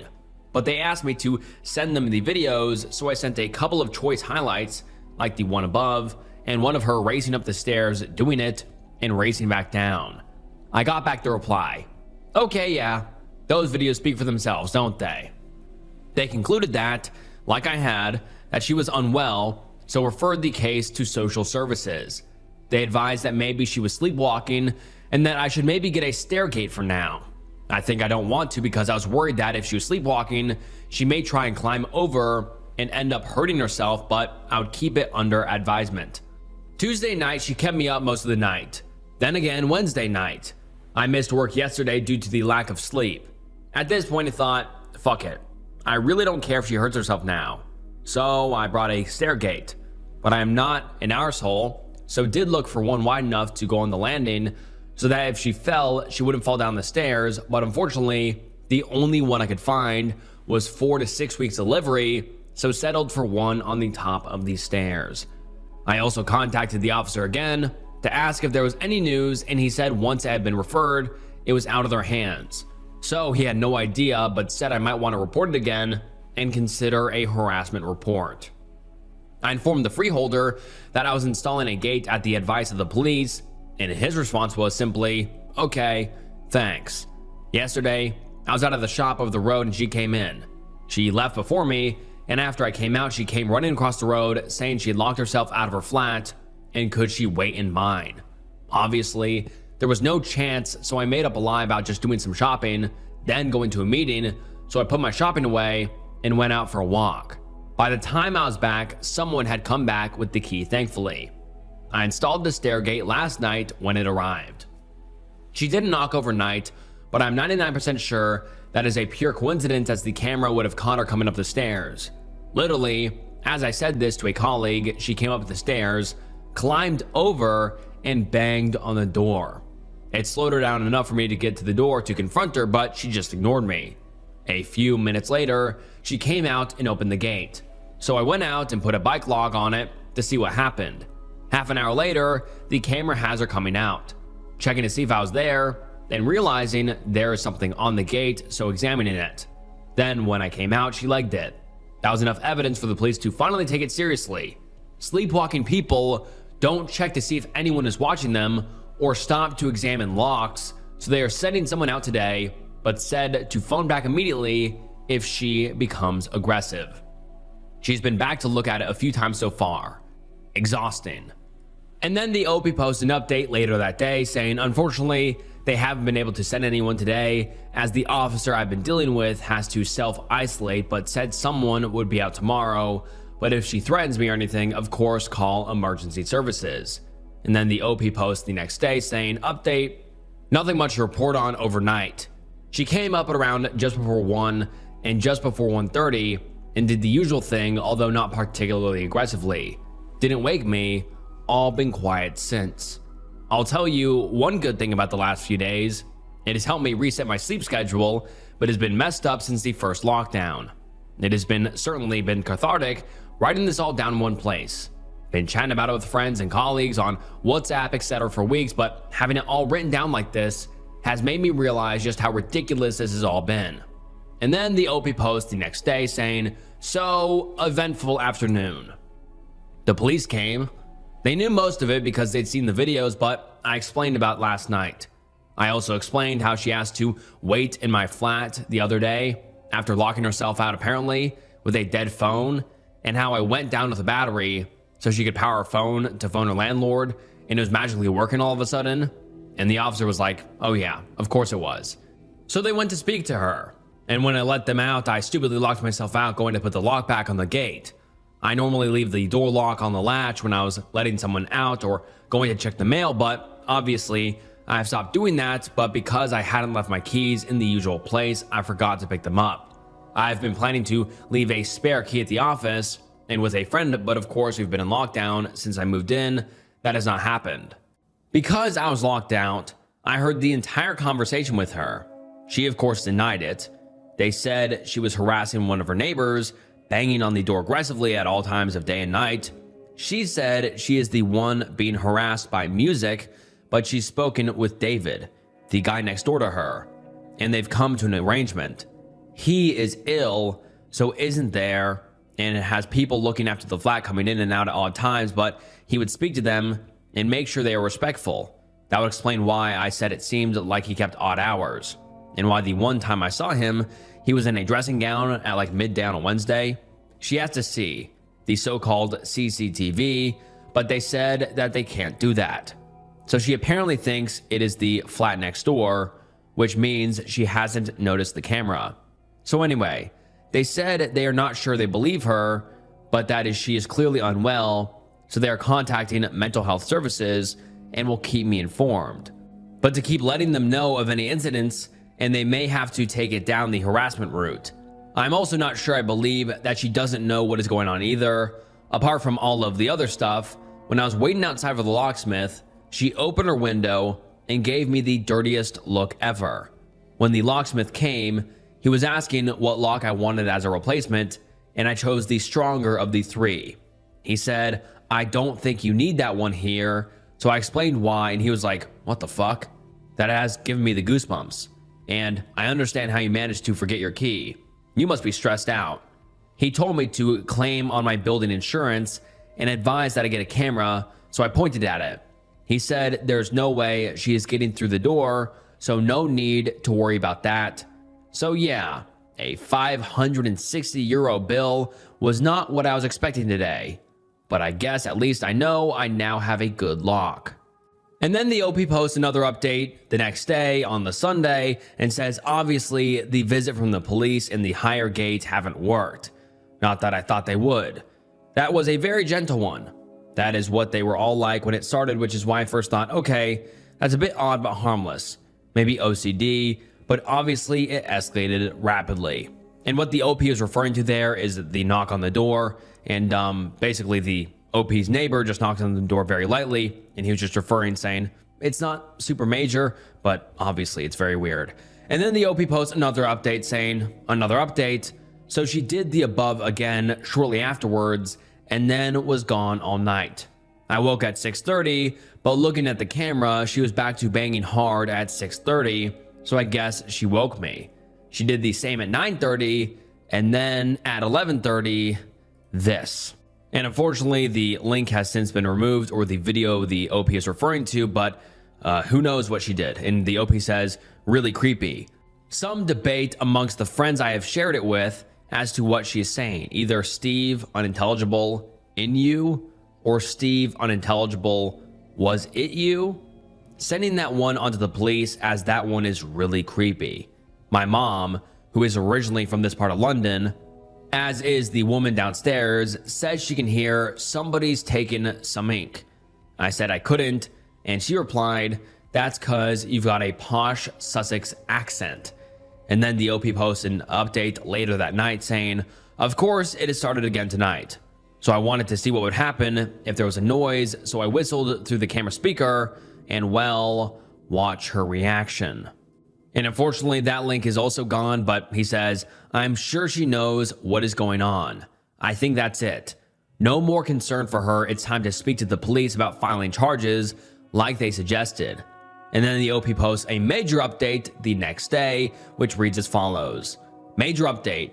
Sitting in bed at 8 a.m. thinking I really should get up, and she kicked the fucking door in and left. So much for not getting through that lock. Well, I suppose she didn't. She got through the frame. Police are of course on the way. I am sitting here bracing the door. She keeps coming back and knocking, saying my name, and at least once I didn't do it. Fuck, fuck, fuck. She just tried to get in. Are you okay? The door downstairs was open. I've called the police. She's gone now. Police are a few minutes away. Steve, can I get you anything? Anything missing? Fucking hell. I keep asking people to lock that door, you know what I mean? Completely fucking off her head. They sure are taking their time. Called straight away at 8 and then again at 8:27, and they were a few minutes away. That was 25 minutes ago. They are here. She is being arrested for criminal damage initially, and it turned out she entered the flat, so possibly burglary as well. She was in here for half a minute or so, it turns out.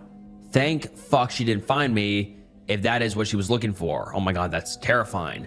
And then the OP posts a quick update saying, she's been charged and released. What the fuck? I broke out in cold sweat when they said that. Barricaded the door and my bedroom door. First time the camera alert goes off, and it is straight onto emergency services.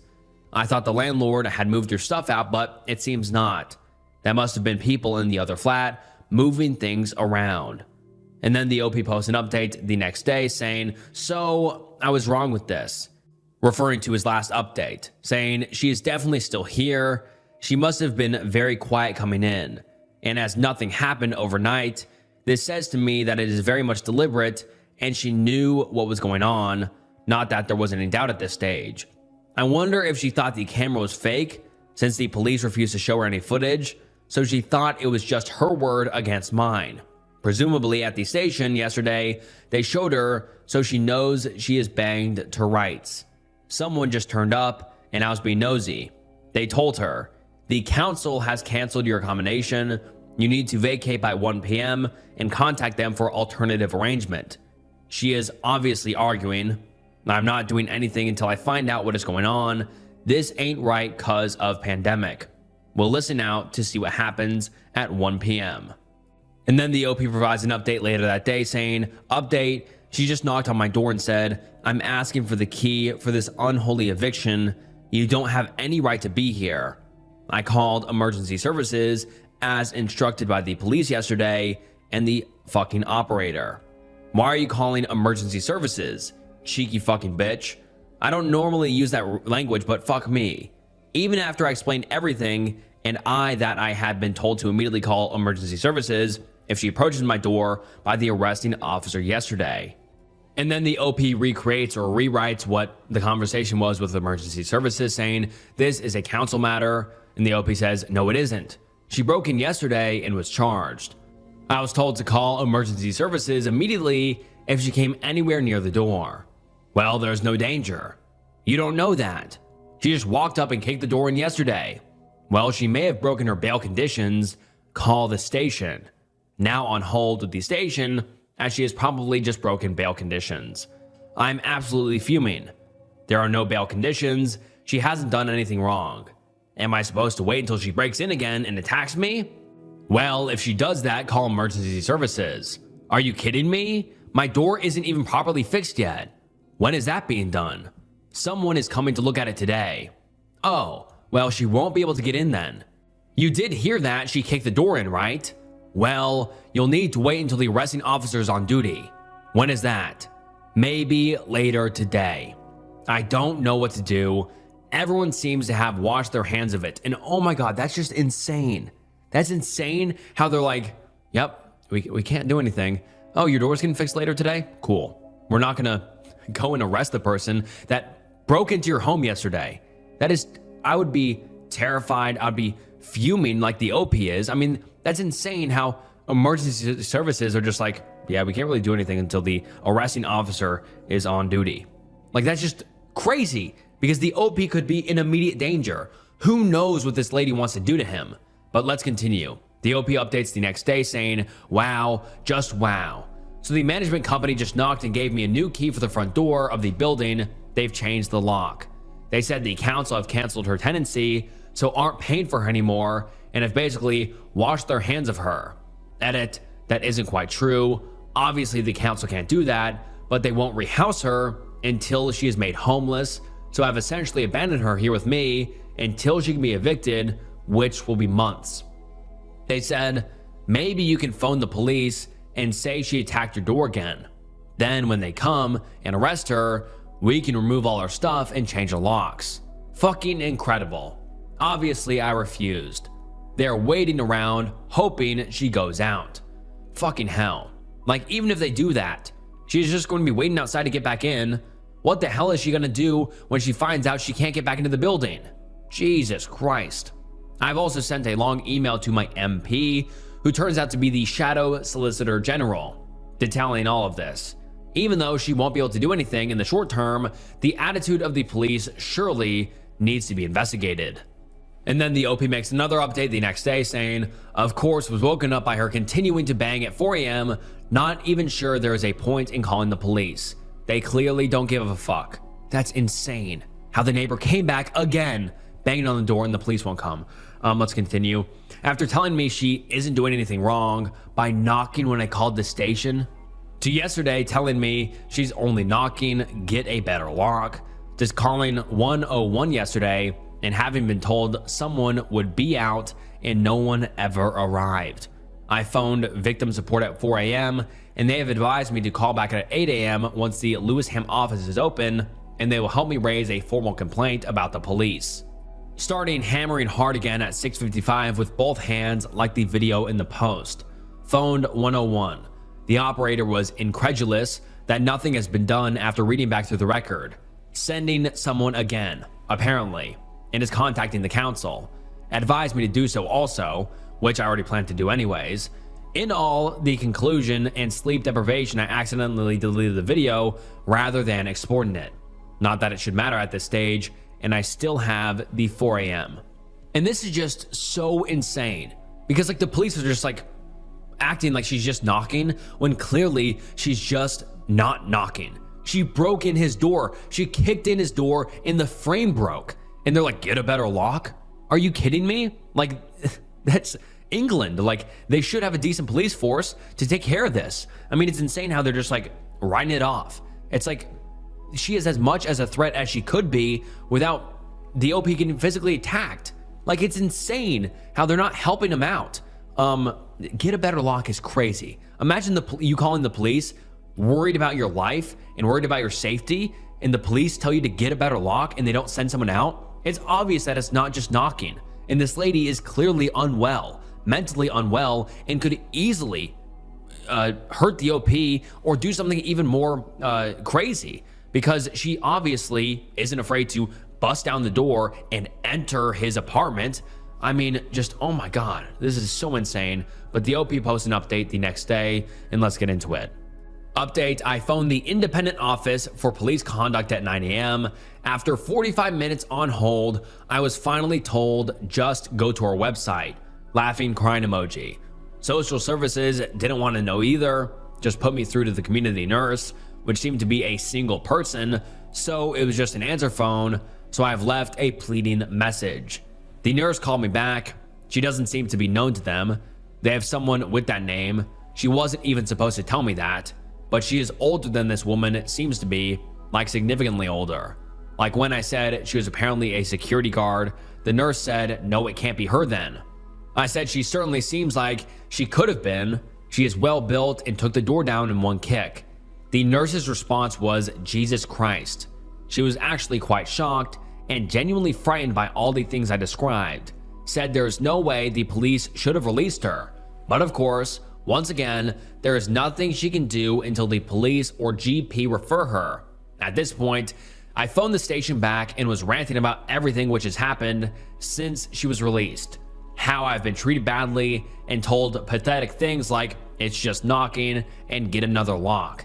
And that the community nurse said there was no way in hell she should have been released. And whilst the operator was typing all of this up, I got an email from the arresting officer saying he would phone me at 2 p.m. 30 seconds later, I got an email from the letting agent saying she had vacated the property. She's gone. I went down to confirm this is true, and it does seem to be the case.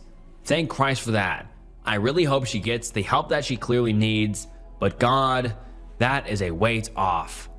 And then the OP creates an update a day later, which reads as follows. So of course, the arresting officer who's going to call me just after starting work at 1400 hours never did, for the second time in 3 days. Similarly, after calling 101 in a panic at 7 a.m. as she was pounding on the door, like in the original video in this thread, no one has turned up for the second day running. It is as if they think if they just ignore it, then it'll go away. I mean, I suppose it has, at least for me, but through no action of theirs. As far as they know, she is still here and still a threat to me. All that is going to happen is she is going to presumably start the whole thing over again elsewhere. I dread to think what might happen. Think I will set up a Google News alert for her name. Thanks, everyone, for your advice and support over the last week. It has been really helpful and comforting. Just getting this all written down has helped me realize just how utterly insane this whole situation has been. I think if you don't write these things down, there is a risk you start to think you are over-exaggerating. Similarly, when friends and family react, there's a possibility that they may be overly concerned or siding with you since they know you, but when a bunch of strangers are just as concerned about the whole thing, it shows just how scary it is. This weekend, I shall definitely be sorting out that complaint to the IOPC, and my friend's wife advised me to still write to the local counselors responsible so that they are at least aware of what has been going on and the police's seemingly indifference to it, leaving it a couple of days until I'm a bit more level-headed, calmer, and can frame it better rather than just being an angry, frustrated, and scared rant. Guess this is the final update. If I actually hear back from the police, I may post again, but at this stage, it doesn't feel at all likely given the response so far. If the CPS decide it is not in the public interest to go to court, or once it has been through court, I will do a new thread just to share the videos on Monday, and at the times since that people can see how scary it is. I was rewatching the break-in and the following hour last night, and either she is the world's best actor or the police are utterly insane. It is like two completely different people. And then the OP makes an update the next day, so that was not their final update. The OP says, just got a call from the police, realized of course the officer who I've been speaking to wasn't the arresting officer, it was the officer who took my statement. Obvious, really. Not sure why I wrote down arresting officer with my notes on Monday. Probably a combination of shock and adrenaline. He said she was charged with criminal damage and admitted it. He has checked the file and was surprised there was no condition on her bail to stay off of this floor. He said it was even filed in badly, so he has already complained to the line manager of the PC in charge of the case. I said about her knocking and telling me to hand over my keys because I'm being evicted, and he replied, yeah, she is clearly crazy. I bit my tongue and stopped myself from saying, so why is no one referring her? Presumably because she admitted it. Anyways, long story short, she is in court in the next 10 days, so that's it. I'll do a final post in a few weeks when/if I know the outcome and post the other videos.